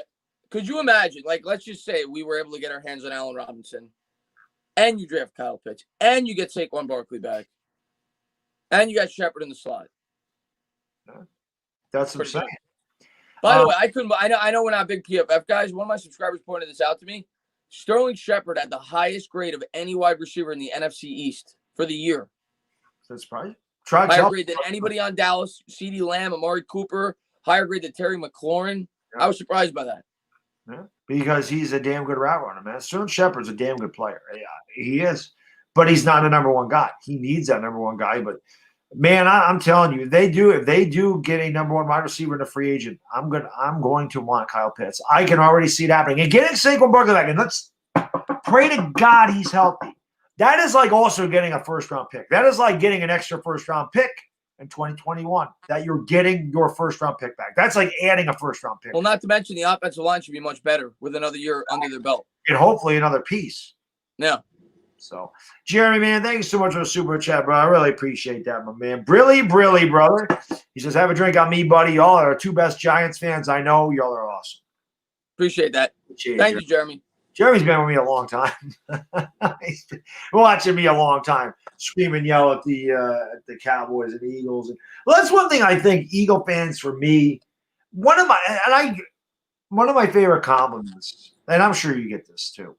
I just love it. Like, I get a lot of DMs on Instagram about the guys will follow me and they'll say, "Yo, Baddog, like you're like, one of my favorite content creators." He goes, I'm an Eagle fan. I love what you do. I love your videos. Same thing with the Cowboys fans. Baddog, I love your videos. I'm a Cowboy fan. I love your videos. I think you're fair, you're unbiased, and I respect a lot what you do. Like, those coming from division rivals, in which I just will go off on because I don't like them. But the fact that there's that respect there, that means a lot to me. Obviously, Giants fans, of course. But when you get it from teams that just hate your team, that means a lot. So I appreciate that. Jeremy's been that guy, one of those guys for a long time. Yeah, I mean, listen, if you're watching a Giants content creator and you're a Cowboys fan or Eagles fan, I think you go into that knowing that they hate team. Right. And you go in that expected. And I'm the same way. If I watch an Eagles guy that I think is fair, and I respect their content. Can I say this to you? When you find that guy, please let me know. I'm just saying, when I watch, maybe it's a cat, whatever. When I see somebody that I feel like is fair, and obviously you're always going to be somewhat biased. Like, we're fans, okay? We're Giants fans. It's impossible not to be at least slightly biased about your football team. But I think we try to be as unbiased as we can be. It is what it is. But yeah, no, like you said, it's a tremendous compliment when you get a Cowboys or an Eagles fan that tells you they love what you do. There's no doubt about it. Pimp named Slickback. Thank you for the super chat. PIMP. Brilly. Right now, my biggest issue with Jones is his pocket awareness. It's improved slightly, but he doesn't sense pressure at all still. This is his make or break, in my opinion. Could not agree more with you, Pimp. There's no way. That's what at this point, I don't think anybody could disagree with that. Like, you're going into your third year. Let's see what they do in the offseason. But once I see what I think they're going to do, I'm going to say the same thing. I mean, if they go into the group with the same group of wide receivers that don't address it at all, well, then I'm going to be like, well, it's kind of hard, but I don't think that's going to happen. I think Gettleman knows, like I said earlier in the stream, that if he wants to keep his job, which I think is his goal, obviously, Daniel Jones has to be successful next year. He has to grow. And not to mention, it's his legacy. Even if he gets fired or retires, you go back to Ernie Accorsi. We talk about it all the time. Accorsi gets just as much credit, if not more credit, for those Super Bowls that Jerry Reese does, because he built the team. He built the most important players on that team, right? The quarterback being the most important. And Gettleman knows that if Daniel Jones goes on to win Super Bowls, he's going to be looked at like an evil genius. Yep. And he needs to do everything in his power to get the most out of him. And what does that mean? Wide receiver. Right. Robert Dredden, thank you for the super chat, buddy. Appreciate it, my man. Brilly says, do you give the Bears a chance to win tomorrow at all in New Orleans? Absolutely not. Slight chance. Very slight. Absolutely not. Yeah. Kamara's going to play because he did not play on Saturday. If they played today and there was no Alvin Kamara, maybe. The fact that Kamara's clear to play tomorrow? No. I'd say like 5%. It's not likely. Saints. Yeah, I think it's the easiest game to pick this week. I do too. I think the Saints roll them. I think the Saints will win that game. Like kind of what you predict today, maybe 31-14. Yeah, I can see it blow out. Yeah, no doubt about that. Duke, thank you. Duke, what's going on? I'm just used to that. He says, I like to thank Up Tainah for streaming the Thunder game yesterday. I don't think he was streaming. I think he was streaming the Knicks game, which of course. Knicks Thunder. No, I know, but he doesn't thank me for streaming when the Lakers are doing that. He says the same thing. But yeah, man, Knicks are playing well. 5-4, definitely way better than I thought they would be. I just hope it's not fool's gold. A bad fourth quarter yesterday. I hope it's not a fool's gold because they didn't look good the last game against OKC, and that was a game we probably should have won. They should have. Their schedule gets much tougher. They've played some good. They beat the Bucks. They beat the Pacers. They've played some tough teams, but it doesn't let up. No, it doesn't. Look at my man right there, my man OJ. Does the Juice come into your stream? Yes, he does. He was there. Yeah, today, okay. Juice. He says, subscribe to Baddog and Entertainer, or I'll get the gloves. Yeah, guys, if you haven't done so, do me a favor. We still got 525 people in here. So, again, thank you for watching. If you haven't done so, if you're new, please hit the thumbs up. That always helps out the stream. So, smite that like button. Make sure you guys subscribe and ring the bell. More importantly, go into the description and sum up the Entertaining Talking Sports. Because, again, if you guys have just found this show tonight, we do this every week. We alternate channels. We also do all the Giants games together. So hopefully you guys will subscribe to both channels and ring the bell. That way, we also do a lot of videos for the Giants. So, as things go on, we'll obviously cover all the free agents, rumors, mock drafts. We do the draft together too, which will be a lot of fun. Yeah. That'll be a lot of fun. That was a lot of fun last year. It was a brutal week. It was a long weekend, but we'll do it again. Yeah. Oh yeah. We'll definitely do it again. It was a lot of fun. And I can't wait to do it. But like you said, that day 3 was like 8 hours long. That's a long. Yeah, no, it'll be a lot of fun this year covering the draft, and hopefully the New York Giants filling in some of their needs. And in free agency, they set themselves up right for the draft, and I'm anticipating a very strong offseason, and it's going to be fun to cover it. Last year they did exactly what I wanted them to do. Like, if I was the GM, I say it, I would have done the same exact thing. So I was happy with the offseason. I'm not saying I would have signed the same exact players, but everything I said, they did. Short-term contracts. They filled in the defensive free agency, which is what I wanted. Offensive line heavy in the draft. This year, I'm not 100% sure exactly what I want them to do in terms of strategy. I'll figure it out. But regardless, I have faith that Judge and Gettleman are going to get the job done. I think they did a great job last year. I like the pairing. And I think we're going to go into next year with optimism. This year, I think I was trying to pump the brakes on fans. I'm not going to pump it as much this year. I'm going to say, be excited. I think you could get 8 or 9 wins. I think you can maybe sneak into the playoffs. So that's going to be my mindset going in, I think. But we got to see how they operate this offseason. Yeah. Pimp, thank you for the super chat, man. Really, man. How do you think a new GM views Judge if they finish 500 but Jones isn't the guy? Would Judge get a clean slate because Jones wasn't his quarterback, or is he on the hot seat?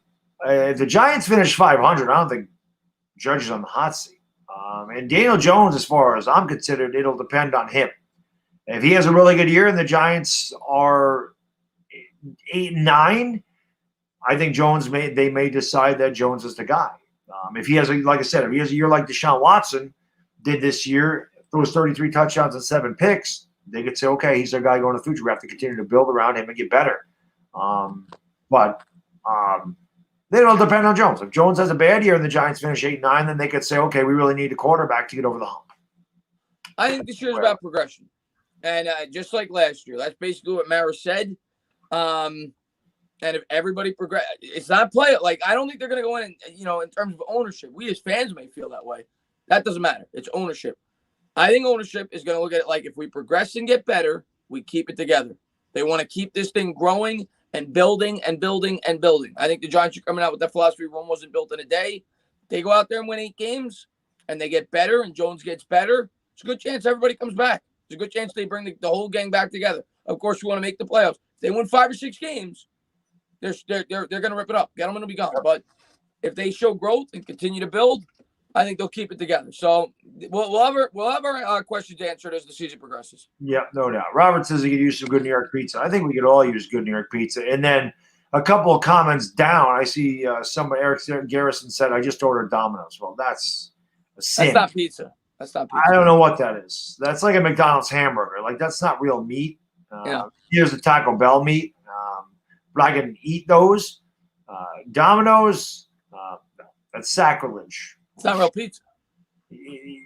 You gotta get it from. You gotta buy that from someplace else. You gotta have a pizza place or something.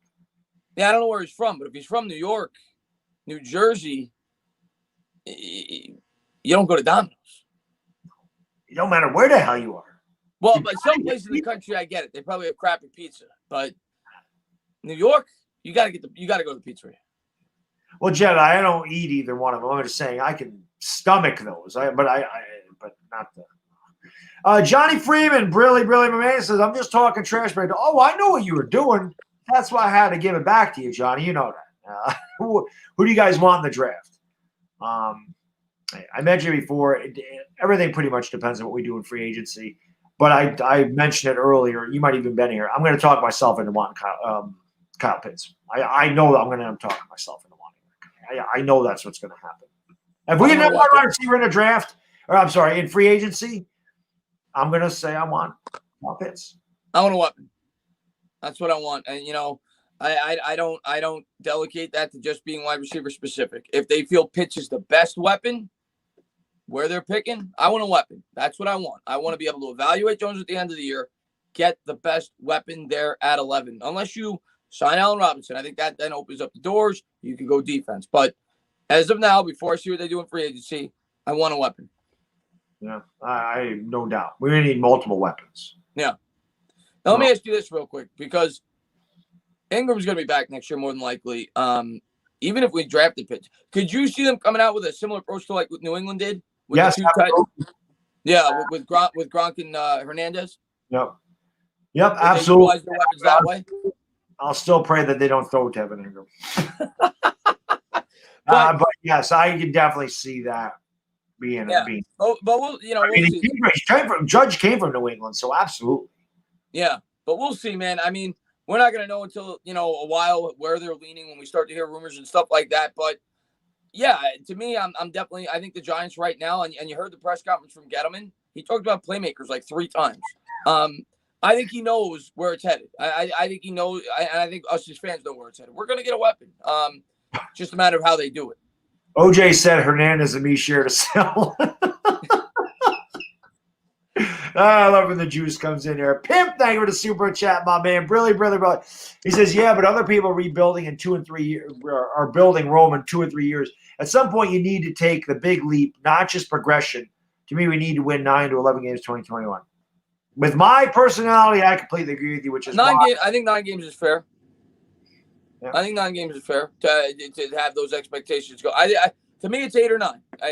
For me to be like, all right, if they go with 6 or 7, I'm probably going to be like, have at it, blow it up. I think it's 8 is my minimum number, 8 or 9. But yeah, I mean, it's been 2 years. People say it's been 3. It's been 2. This is the second year of the rebuild.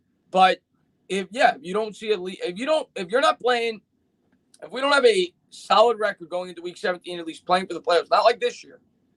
Right. We had 5 wins.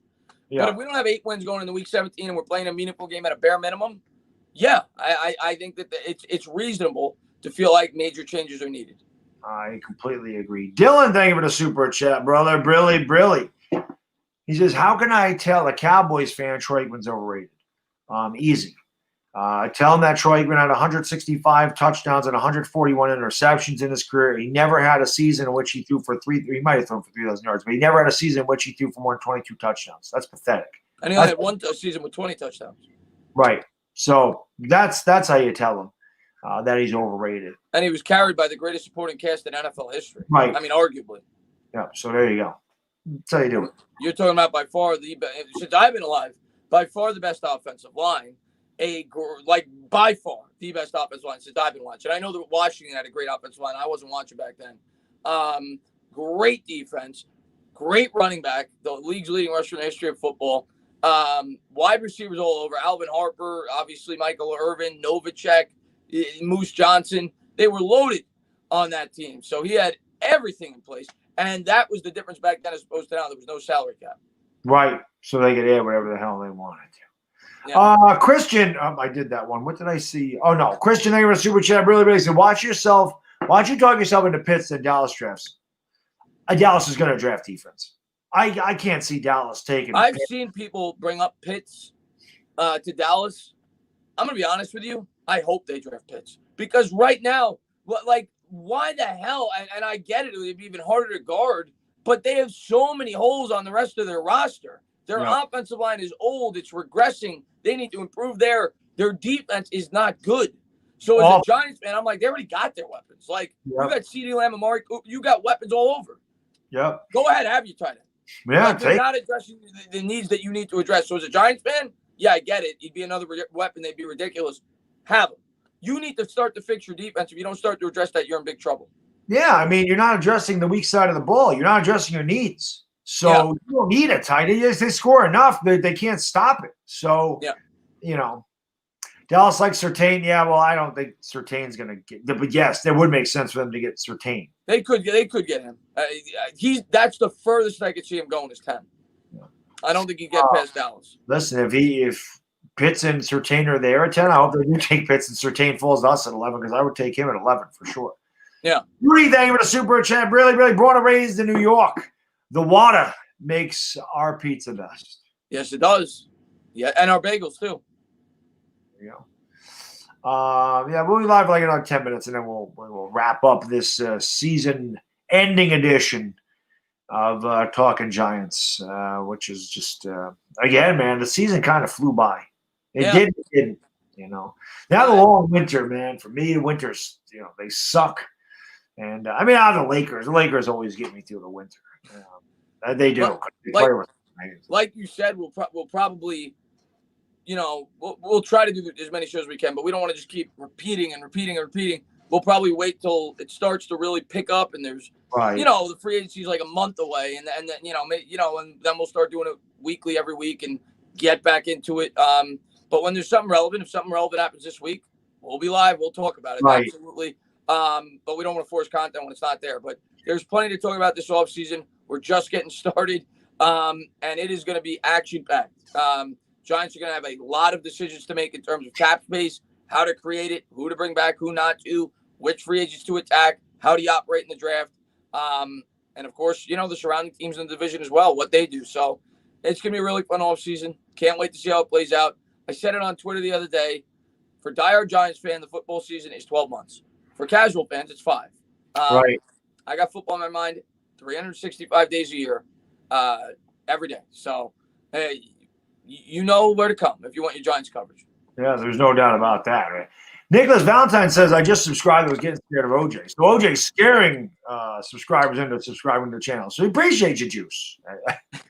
Appreciate you. Grim Solo, thank you for the super chat. Really, really says, retain Leo, sign Floyd, and draft Waddle.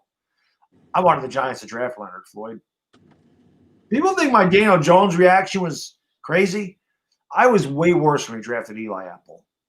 I was way worse. I was so nerd when the Bears traded up and took Leonard Floyd. I wanted Leonard Floyd so bad in the draft. We needed linebackers so bad. And they went. Yeah, I remember watching that draft. And I didn't know, and obviously I didn't do as much research back then as I do now. But you know, I knew who he was. I remember he was being mocked to the Steelers a lot, Eli Apple, in like the back end of the first. And when they drafted him, I was just like, I don't know what to say. It was, and we say it all the time.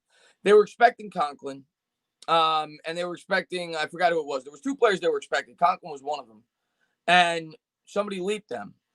And I think the Giants just, their jaw dropped and they didn't know what to do. So I think they just looked at it like, we need a corner, take him. And it was a bad pick. That was a really bad. You knew it was a bad. The second they said it, you knew it was a bad pick. Well, listen, not to mention what his mother on Twitter and everything else. His mother was a train wreck.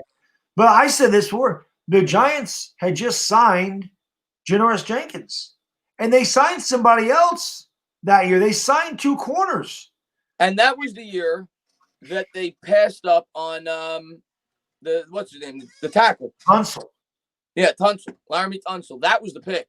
That was the pick. That was the year to take the tackle. He was going number 1 in those mocks, on some of the mocks before he got caught with that. And we passed up on him. That was the guy there who they had to take. Once Conklin was gone, you had to take Tunsil. And instead they took Eli Apple. That's how Dallas ended up with Ezekiel Elliott, because they were going to get Bosa. Because Tunsil was mocked to the Chargers. Yeah. Bosa ended up over there. That's how that all played out. Robert Dreadman, thank you so much for the super chat. Really appreciate it, brother. Really, my man.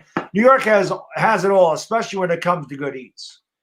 Oh, yeah. I don't live in the city anymore, but city's got good food. New York's got really good food. You name it, they got it. Mexican, Chinese, Italian, whatever, Indian food, whatever you want, they got it. They do. Yeah. It's like Epcot. Yeah, exactly. It's Epcot only times 1,000. Yeah, there's no doubt about that. LA Kang James says, heard you were going to watch the Bills game. How they look to you? I thought that they would beat Indianapolis better than they did. I thought Josh Allen was okay. I think Josh Allen could play much better. I knew that Phillip Rivers wasn't going to win the game. That's what I would say. I knew that once the Bills got ahead, that was game because Phillip Rivers has never come back in his life and actually had a meaningful drive in his life. Like I said to Chris for the stream, watching Bronx Tale when Sonny says about Eddie Mush, the guy's never hit a fucking number in his life. So I say that about Phillip Rivers. The guy's never had a drive in his life. He just hasn't. Yeah. So no, there was no way Phillip Rivers was coming back to win that game. Always falls just short. But the Bills, they're going to have to step it up in the next game, especially who they play, the winner of the Titans and Bills are going to play probably the Steelers. If the Steelers win, they'll play the Steelers. Right. If Cleveland wins, they play the winner of the Titans and Ravens. And that'll be tough. Yeah. So they're rooting for the Steelers. Yeah. But, I mean, my thoughts on that game. First off, I think Frank Reich cost them the game. I mean, Frank Reich went for it on 4th and goal at the 4. Stupid. Horrible decision. You take the 3 there. The missed field goal by Blankenship was huge. It was a 33-yarder. He hit it off the right upright. The offsides penalty, where he was able to draw him offsides on a. It was obvious that that's what they were trying to do. It was like a 4th and 2 in a spot where they were clearly going to punt, and they got him jump offsides. That was a huge play in the game. The Colts should have won the game, to be honest with you. The Colts cost themselves that game. They should have won that game. Frank Reich was severely outcoached. I thought Josh Allen played really well outside of the last drive, and the last drive was horrendous. How Hot Rod missed? Hot Rod was the man in Georgia. Yeah, in Georgia. But yeah, I left the house to go to my sister-in-law's house. I wasn't there. Like I watched. It was 10-7 when I left. The Colts had just scored a touchdown, and when I got to my their house, my brother-in-law said they went for it on 4th and 4 and they missed it. Yeah, and it didn't make any sense to me. Why? Or did I get there and they went for 4th? I forget. I said, why the hell wouldn't they kick the field goal? He said analytics. I said, this is the problem with analytics. Analytics is bullshit. I hate analytics. They lose games. Okay, they lose playoff games. I don't care what the hell the books is. What this is the problem. So all these freaking nerds that sit there and crunch numbers. Numbers don't win games. Players win games. This is not Madden football. This is real life. What is it? Frank Reich coached under Doug Peterson. Did he go to the Doug Peterson school of 4th and 4? Let's not kick the goddamn field goal. Chris, what the hell is that? Not to mention, my brother-in-law told me that I wasn't there because he said they got to the 1 and they lost yardage to make it 4th and 4. He goes, if you're at the 9 and you get up to the 2 and you want to go 4th and 2, that makes more sense than having it at the 1, missing 3 plays, losing yardage, and then trying to score in 4th and 4. It made no sense, and it gave the Bills all the momentum. They missed the opportunity in the Bills, and you also got to put that on the Colts defense for allowing the Bills to go down the field to close out the half. But it was brutal. The coaching in this game was horrible. And in a spot like that, you can't go. And it was a good play call, to be fair to the Colts. They should have got a touchdown there. Rivers made a good throw. I was a little bit off. He was under pressure, but the guy almost made the catch. But it was a horrible decision by Frank Reich to go for it there. You take the 3. You go into the half with the lead. And that's what it came down to. And it came down to special teams. It was not attempting the field goal there. It was missing the 33-yarder with Blankenship, and it was the Bills hitting a 54-yarder. That's what it came down to. That's why the Bills won that game. But I thought Allen played well outside of that ridiculous loss of 20 yards on that play. Yeah. Well, the one play he made where it was a design quarterback draw, and he got stuffed, and he threw to the tight end of the end zone. That's great. I'm like, that's instincts. That's winning football. Yep. That's exactly what I said on my stream. The improvisation skills on that play was great. That was very smart. Yeah. What was I going to say? Benjamin, yes. He's the only mod I've ever timed out. Benjamin loves that I timed KP out one of my streams. Because I can time the mods out, and he was doing something that just ticked me off, so I timed him out. Made Benjamin's night. He loved it. I always have a little fun with KP. Today he asked me, who's the bigger fraud? I forgot who it was. He gave me 2 teams. I can't remember, but he asked me which team's a bigger fraud, and he didn't ask Pittsburgh. I said, "Oh, the answer is Pittsburgh." I always like to go at KP whenever I get a chance. Of course, well, you should. He's an easy target. He opens himself wide open. Pimp, thank you for super chat. Really, can we stop the Josh Allen and Daniel Jones comparisons? I know you guys don't do that, but I viewed Allen as a low floor, high ceiling, and Jones as a high floor, low ceiling. Yeah, I never compared them. People compare them just because Josh Allen's in his third year, and he got a number 1 wide receiver, and he took a gigantic step up. But Josh Allen has way more talent than Daniel Jones. That's not close. Anybody that's sitting there and being honest with themselves is going to look at those 2 players and go, Daniel Jones does not have that kind of talent. That's the way I don't. The only thing that you can compare is the situations, right? They gradually improved the situation. In the third year, they got him the wide receiver that he desperately needed. But in terms of a quarterback, they're not close. And in terms of upside, he obviously was and that's not a knock on Jones. Most quarterbacks are not close in terms of upside with Josh Allen. You watch Josh Allen play, he can do anything. He can do everything Pat Mahomes does. I'm not saying he's as good as Pat Mahomes, but he's capable of doing anything on a football field. He's that special. So I am no, Daniel Jones does not have the same ceiling as Josh Allen. Not even close. No, not close is right. James Samuels, thank you for the super chat, my man. Really. Every mock draft I've seen has the Giants taking a pass rusher. Why? We need a wide receiver. Any possibility we can get an elite wide receiver in the first round? Listen, Yes. James, don't listen to mock drafts. They're not. They miss all the time. Mock drafts are never right. That's why everybody has mock draft 1.0, mock draft 16.0, mock draft 16.9. They make 30 mock. That's their job. Let me make as many mock drafts as possible and try to weigh out all the situations. So don't worry about it. The first mock draft I saw had the Giants taking Jalen Waddle. That was the first one I saw, and this is before the season ended. I mean, listen, there's mock drafts out for 2022 already. Okay, you're gonna see, like Baddog said, you're gonna see so many, and you learn this more as you're on YouTube because we cover the team throughout the entirety of the offseason. You're gonna see mock drafts giving you every possible scenario: the guard, the wide receiver. I've seen guards. I mean, come on. I don't see it. I've said it all along, and I know Giants fans want that edge rusher. We love the edge rusher. I don't think it's in the cards. I'm not saying they won't draft an edge rusher. I'm not saying that they won't bring in an edge rusher. I don't think with this defense, the Giants value an edge rusher as much as our previous defense. I think they view it as pressure through scheme. I think they view it as coverage. I think they value coverage more than they do. And the proof's in the pudding. They drafted Xavier McKinney. They brought in the slot corner Darnay Holmes. They've brought in corners all throughout. I think they believe in generating pressure through strong coverage. Yep. And that's a lot of modern day defenses. That's what New England is. That's what New England's always been. That's what Baltimore is. The Baltimore's got some of the best corners the league has to offer. That's what the Buffalo Bills are.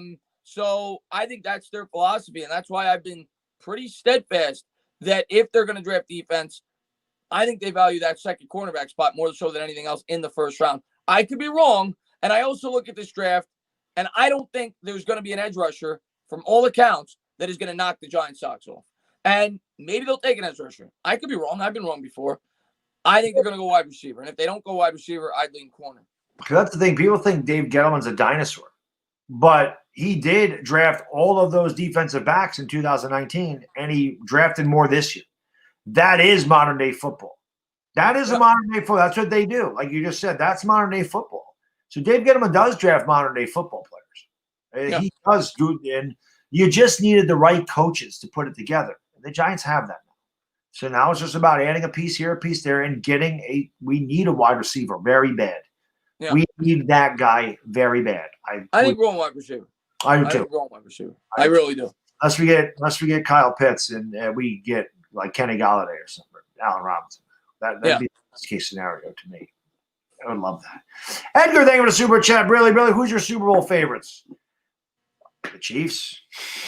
Yeah. I said before the year Chiefs Saints. I guess I should stick with that, even though I'm not in love with the Saints right now. I said before the playoffs started that I was leaning either the Packers or the Bucs to come out of the NFC.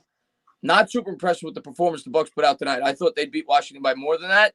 So I might say chalk here. It's boring.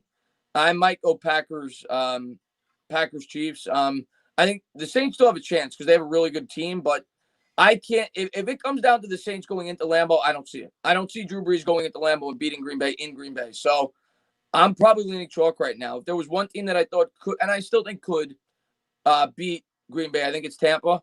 I respect Brady. That team got hot at the end of the year. So it's either the Bucs or the Packers for me out of the NFC, but I'm leaning Packers right now. Yeah, I think, my preseason prediction was Ravens Saints. Yeah. But like I said, if I'm looking at it now, Kansas City is the best team. But I still think the Ravens are the team that could pull the upset in the AFC. I still think the Titans have a slight chance too. I like the style of football they play. I think the Ravens are going to be pissed at what happened to them last year in that game. I'm talking about the Chiefs. I think the winner of that game. I think the winner of that game effectively has the chance. The Bills too, but I think the winner of that game, in my opinion, actually has the best chance to knock off the Chiefs. Yeah. A pimp, thank you for the super chat, brother. Really, what if we draft the punter at 11? Just kidding. Yeah, we wouldn't be happy. That's something the New York Jets would do. I mean, the Jets drafted a kicker, I think, in the second round. Remember that? Mike Nugent? Yeah, why not? That's a total Jet thing to do. Andrew Thomas, really, thank you for the super chat, buddy. I appreciate it, my man. So some people at ESPN think Donald is the same level as LT. I wasn't old enough to see it. Was Aaron Donald as good as LT? Not close. Yeah, I honestly can't answer that question. I didn't get to see LT, but I've seen highlights. LT completely changed. Aaron Donald has changed the game too, though. I'm going to be fair to Aaron Donald. Aaron Donald has completely changed the game as well in terms of interior pressure. Defenses have built their defenses, and they've tried to draft players like Aaron Donald because of Aaron Donald. So I'm going to give Aaron Donald his credit, but I would still say LT's above Aaron Donald. Listen, I'll give him credit that he's probably the best defensive player in the game right now. Yeah. He can't cover receivers. No. He can't cover tight ends. He can't chase running backs down or wide receivers down from across the field. No, he's not LT. He can't do that. He's not Lawrence. But I am going to say, I do think he's changed the game. I do think teams have looked at Aaron Donald and said, yeah, we want to get that guy. A lot of teams aren't even looking on the edge right now. They're looking for guys up the middle that could wreak havoc. Which is why Leonard Williams can be an integral part of the Giants going forward, although he's going to cost too much money. Because that's extremely important. The defensive tackle is very, especially with the RPOs today. It's just the game's different. Defensive tackle is very important. Not so much, especially versatile guys like Leonard Williams and like Aaron Donald, guys that you can move both in the inside and the outside in a 3-4 alignment. But Lawrence Taylor was just, everybody that strips the quarterback, you can thank Lawrence Taylor for that. He started that. He changed the game. They literally had their entire offensive game plan around stopping Lawrence Taylor. And they couldn't. Yeah. White, thank you for the super chat, my man. Really says, who can you see us taking in the first round of 2024? Who's the Manning kid again? Oh yeah. Arch, is it? I don't remember. Manning. That's There you go. Yeah. Come on, right? Let's worry about this draft. He's joking around because I know. Let's worry about this draft. But it's crazy. Yeah. And Thomas, thank you for the super chat, brother. Really, my man says, I think it's Bills versus Packers, and Allen wins the Super Bowl. Bills are good. I just wonder about that. They got experience last year in the playoffs. Seems like everybody's riding the Bills, and it's almost. And I'm rooting for the Bills. Those are the two teams I'm rooting for: Bills and Packers. I love both those quarterbacks. I'm not rocking with them. I don't think Allen in the end. I think I still don't. As much as I love Josh Allen, I think he's great. And going into the year, I loved him. I said he was going to be this year's Lamar Jackson. You can go back, look at the video when I talked about breakout quarterbacks. I'm a big fan of Josh Allen. I still don't trust him to go 3 straight weeks against upper echelon teams and not make that mistake that cost his team the game. I saw it today. Should have happened. I don't trust it. I think he will cost them one of these next 2 games. Yeah, well, listen, I'm rooting for the Bills too. I got no problem with the Bills. But in the NFC, I'm rooting for Brady, man. That's the GOAT. That's the greatest to ever do it. Win a 7th Super Bowl. Why the hell not, man? If he had won it this year, he is already. Yeah. I love Tom Brady. I've never made any bones about that. He's my favorite quarterback of all time. I freaking love Tom Brady. The guy's just a freaking winner. I respect it. I don't give a damn. He cheated. He did this. I don't care. That guy is ridiculous. That guy is a competitor. That guy, like I said, anybody that's my age that can play at an elite level in the NFL, it's ridiculous. I don't give a damn what you think of him on a personal level or don't like that he doesn't shake hands. The guy hates losing. That's my kind of guy. I want to get on board a guy that hates losing. I want to get on board a guy that's pissed off of losing because that's me. I don't like losing. I like those guys that have competitive fire. Those guys that aren't afraid to be criticized because they bitch their players out or player not liking what he says. That's my attitude. That's why I've always liked Tom Brady. Not to mention the guy was an enormous. Who the hell ever thought Tom Brady, when he was drafted in 2000, would be this? He was drafted to be a backup quarterback. Afterthought. Yeah. It's ridiculous. The guy's He was a backup quarterback on his own team behind Drew Henson. Yeah. At the end of the day, when we look back at this, we'll look back and you may not like it, but you'll appreciate what you watched. You'll appreciate a dynasty like that. Just go, God, that team was freaking good. And then you appreciate watching them fall after they're gone. But you'll sit there and go, God, Brady was pretty damn good. Danny, thank you for the super chat. Really appreciate it. He says, I think we take a wide out in the first round, and I think the Lindor trade was a great move for the Mets. Thoughts? No brainer. The Mets didn't even give up that much. They didn't give up great prospects. They gave up Andres Jimenez, who's a nice player. He's a guy that I like, the guy that showed some promise, but he's never going to amount to be anything near Lindor. And they gave up Rosario, who's been I don't want to say a bust, but not near what Mets fans expected. He didn't show any plus characteristics. He was incredibly mediocre, not much of a glove. You bring in a guy, just his defense alone is going to win the Mets 3 or 4 more games. Even if he bats 220, his glove alone at the shortstop position is going to win the Mets 3 or 4 extra games this year. And he's going to be one of the better hitters. He's had 30 home runs or more each of the last 4 years. And on top of it, they bring in Carrasco, who's a very good pitcher. I don't think people are factoring that in. He threw to a 2.92 ERA last year. He's been 3.5 or lower outside of 1 year where I think he had cancer the year before that for like 5 or 6 years prior to that. That was a big need for the Mets. They needed to fill in that rotation with Noah Syndergaard going to miss the first 6 weeks to 2 months, still recovering from the Tommy John surgery. So it was a home run. And I think it gives Mets fans a lot of hope going into next year. And I don't think the Mets are done. And when they bring in Springer, when they bring in the next big piece, I think they're going to be the favorites in the National League East. And I think baseball in New York is going to be very exciting this year. That's a good division. NL East is going to be a good division. Yeah. I mean, the Marlins made the playoffs this year. Yeah, they're going to fall. I can't see them. I think so too, but I'm just saying it. I think it'll be the Mets, the Braves, and Nationals. I think that's what you're looking at. No, don't count the Phillies out either. Grim Solo, Brilly, they have no pitching. Brilly says Garrett's O from 1995, a wide receiver is not helping. Well, I say it all the time, and I'm going to continue to say it. People that want to make those excuses for Daniel Jones that he has no weapons, Jason Garrett has no weapons either. I don't know what you expect of that guy. He can't turn water into wine. He's a doctor. He's not Jesus Christ, guys. I mean, I don't know what people expect from Jason Garrett. I'm not saying that he's great, but at the same time, what does he have to work with? It's both sides for me. I think the people that want to kill Daniel Jones, I think they're too much over the top. That has nothing to do with Garrett. And by the other side of the spectrum, I think they're too much over the top that it has to do all with Garrett. I think Garrett had nothing to work with. Once Barkley went down, he was dead. And we all know the type of offense he wants to run requires good offensive line play. You need to be able to block. The football. What is that? And a tight end that can catch the football. And a tight end that can catch the football. So Garrett had restrictions to what he wanted to do. Like, everybody seems to think that Garrett doesn't want to throw the ball down the field. Do me a favor. Do your research. Go back and look at it. The history with the Dallas Cowboys. They had 2 receivers pretty much every year when he was calling plays that were top 7 or 8 in the league in yards per catch. Jason Garrett wants to throw the ball down the field. Okay, guys like Miles Austin, they used to average 17, 18 yards a catch. They chucked the ball down the field. The problem is they don't have the wide receivers that create any separation. They don't have tall threats on the outside. They don't have an offense that could hold up blocks, and they were missing Saquon Barkley. The entire offense was going to revolve around him. So I think he was put at a tremendous disadvantage. I'm not sticking up for him. I'm not saying he's great. I'm not going to cry if we move on, but I'm also not going to say he was the whole problem and not put any bit of the responsibility on the players themselves, whether it be Jones, whether it be Ingram, whether it be the wide receivers, whether it be the offensive line.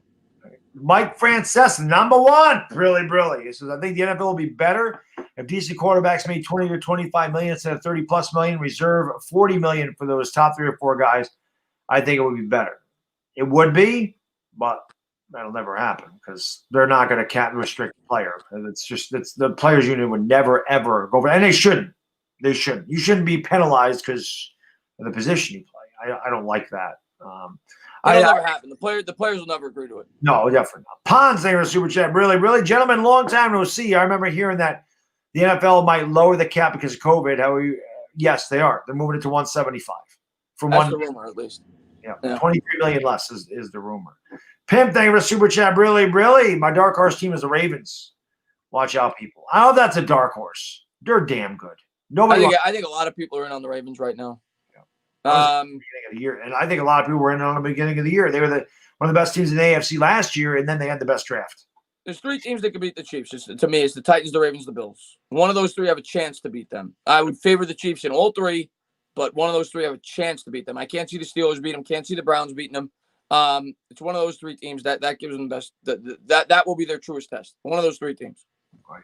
Pimp, thank you for the super chat. Really, Jason Garrett to me is a meh offensive coordinator, but I think he knows limitations of the offense. Wide receiver core is one of the worst in the NFL, and Jones isn't that special. Well, again, Pimp, you and I agree on a lot of teams, and that's my contention. If you're going to blame Jason Garrett, you got to blame Daniel Jones. If you're going to blame Daniel Jones, you got to blame Jason Garrett. It's just that simple. They are working with the same players. Yeah. If Daniel Jones can't do things because certain players aren't there, then Jason Garrett can't do it. People want to say that you got to scheme these guys open. That's true. You should scheme them open. You also got to throw them open. In the NFL, one step is wide open. You have to anticipate and make your throws. That's my biggest problem with Daniel Jones is he's too late with his throw. And I always go back to Saquon Barkley. I don't think people give Barkley near enough credit for how important he is to this offense. I don't think they give him near enough. Like, people just think that Gallman can step in and it's the same thing. It's not. Maybe the yardage is the same thing. Maybe they run for more yards. The accountability that the defense has to take for Saquon Barkley opens up everything else in this offense. All you got to do is go back to the Steelers game. His highest yardage total all year throwing the football was in the first game of the year against the best defense in football because Barkley was in the game. They stuffed the box. They stopped Barkley, but it helped Jones in terms of throwing the football. 2 of his 10 touchdowns for the year came in that game against the league's best defense. Saquon Barkley helps Daniel Jones. Make no mistake about it. And when he went down, it completely changed the complexion of this offense. You also got, and for Jones. He got a lot of garbage yards in that game, and the Steelers put it at reach. Remember, we had a turnover right at the beginning of the game where they fumbled the punt. We had the ball on the damn 3-yard line and could not get into the end zone. I don't know the updated stats. Up until I think the last 2 weeks of the season, 10 starts with Barkley, 23 touchdowns, 8 picks. 14 starts with him, without him, 9 touchdowns, 13 picks. And I'll say a different quarterback with Barkley in the lineup. 3 games, 13 touchdowns, no interceptions. 3 games. But the 3 games Barkley missed, he threw 3 touchdowns and 6 picks in his first year. But I'm saying those 3 games skewed his stats. He had 10 touchdowns and 8 interceptions. Yeah. Outside of that. I just think it's common. And those were against bad teams. Those were against the Washington team that ended up picking second in the league. Detroit, we lost, and the Jets, we lost. But those were his biggest games in the Tampa game.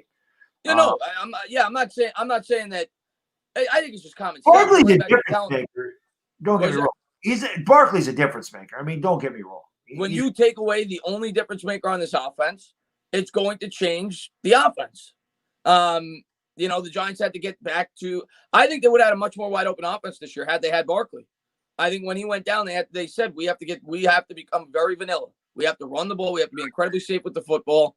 And we'll see. Maybe I'll be wrong. Maybe next year. Well, we'll have to see if Barkley's 100%. But I do think with Barkley in the lineup, you're going to see a much different Daniel Jones if Barkley's healthy. We gotta get out of here. We're going way over time tonight. Pimp, thank you for the super chat. Really, this is my issue with Barkley, though, is the Giants have always been best with committee of backs. I just don't think Barkley should be here long term. 2021. That's fair. I understand it. But he's here right now. And I think right now he makes the team better when he's in the lineup. 2021 is gonna tell us all about Barkley and Jones. That's really it. This upcoming season, which is 8 months from now. By this time next year, we're going to know a lot more about the future, the direction the New York Giants are going. That's what I'm saying. But it'll be a fun off season. We'll have a lot of updates on what's going on, and of course the draft, which I can't wait for. We'll have mock drafts and do all that stuff. Mike, thank you for the super chat. Francesor, really, Jones is kind of knucklehead. I like Barkley, but Jones is too soft and he needs to get in that gym and work out. He's getting kind of fat. He did work out. He gained all that muscle in the offseason. Daniel Jones looked like a monster going into the year. Francesor. Yeah. But but we got to get out of here, guys. We went way over time tonight. I really appreciate everybody being here. And again, we'll definitely do the show in the offseason, but like Chris said, we don't want to just come on here and just repeat stuff because there's nothing to talk about. So there may be some weeks that we just don't do it, but we will be here, throughout. Well, as free agency approaches and the draft and everything, right. I figure for probably after the Super Bowl on, it's going to be every week. I mean, maybe we take like a 2 or 3 week hiatus here, but you're going to have the combine coming up, I think, in February. You're going to have free agency. You're going to have the draft. It's going to be action packed. Maybe the next couple of weeks we take a little breather because we don't want to just keep recycling the same stuff. Right. Obviously, we'll have a lot to talk about with videos, with rumors, and everything else. But yeah, after the Super Bowl, I think it's going to be every week. So we'll figure it out. We'll talk it out and whatever else. But Baddog, I want to say thank you so much for having me on, man. Always appreciate doing the show. Love doing the show. I want to say thank you to everybody in the stream. Everybody that was in my streams today. I'm exhausted because I was streaming for 7 straight hours between those 2 weeks because I let you guys convince me to do the second game, even though I wasn't going to do it. I'm not going to do 2 games tomorrow. I know I said I was going to. I'm exhausted. I'm going to do 1 game, and that's it. I'm going to do the 1 o'clock game. I'm taking the rest of the day off. I'm going to enjoy watching the New York Knicks game. Maybe or maybe not. We'll have a video for you tomorrow. Otherwise, we're going to sit the day out, and then we'll get back to the videos on Monday. But I want to say thank you to each and every one of you guys for all the support you show on my channel. And yeah, like Baddog said, we're going to be coming at you every week. Once things start to heat up, we're going to be giving you videos throughout the offseason. And let's just hope the New York Giants continue to build this thing up. But have a great night, everybody. Yeah, and Chris went back to my roots of streaming all the games like I did in 2018. I used to just wear myself out. I still wear myself out because the games I do are late. But Pimp, thank you for super chat. Really, Chris, just answer your question. I am not streaming any playoff games. The only playoff games that I do are with Chris, Championship Sunday, AFC, NFC Championship game. We kind of started that last year where that'll be a tradition where we do one on my channel, one on his channel. Actually, I think we did that in 2018 too. We don't stream the Super Bowl, so that's the only game that I'm going to do. I'll do those 2 games with Chris on Championship Sunday, but I don't do the NFL games. I'll continue to do the Laker games just because that's kind of what I set myself up for, just to be consistent with that. But no, like Chris said, I'll have videos and obviously, you know, if there's a night off or something, maybe I'll do a live stream where I just do a Q&A because I haven't done one of those in forever. But like Chris said, Chris, it's been a great season, man. It's been a lot of fun. The show is always awesome. It's always my favorite thing to do on YouTube. And again, calling the games was awesome. I wish we could have called tonight's game with the Giants in there. That would have been amazing. Might have had like 8,000 in there. Probably. It would have been fun, that's for sure. But like Chris said, I just want to thank every one of you guys and girls for just the continued support. It's been amazing. And our channels are 0 without you. I say it every time. I am just a host, but it's your channel. And, you know, we'll continue the content. You guys continue to watch it and really appreciate it because a lesser fan base would have walked away. A lesser fan base would have walked away when we lost 3 straight. Lesser fan base would have walked away when we were 1-7. You guys never do that. You're always here. You're always supportive. You always watch, and you're always in these shows. You're always in our live streams. That's why we got the best supporters on YouTube. It's why this is the best fan base on YouTube, and that's the truth. There is no other fan base like the New York Giants one, and I'm proud to be a part of it. There's no doubt about it. So we're going to get out of here for the entertainment Talkin' Sports. It is the Bad Diggity Dizzle, and we are gone. Peace!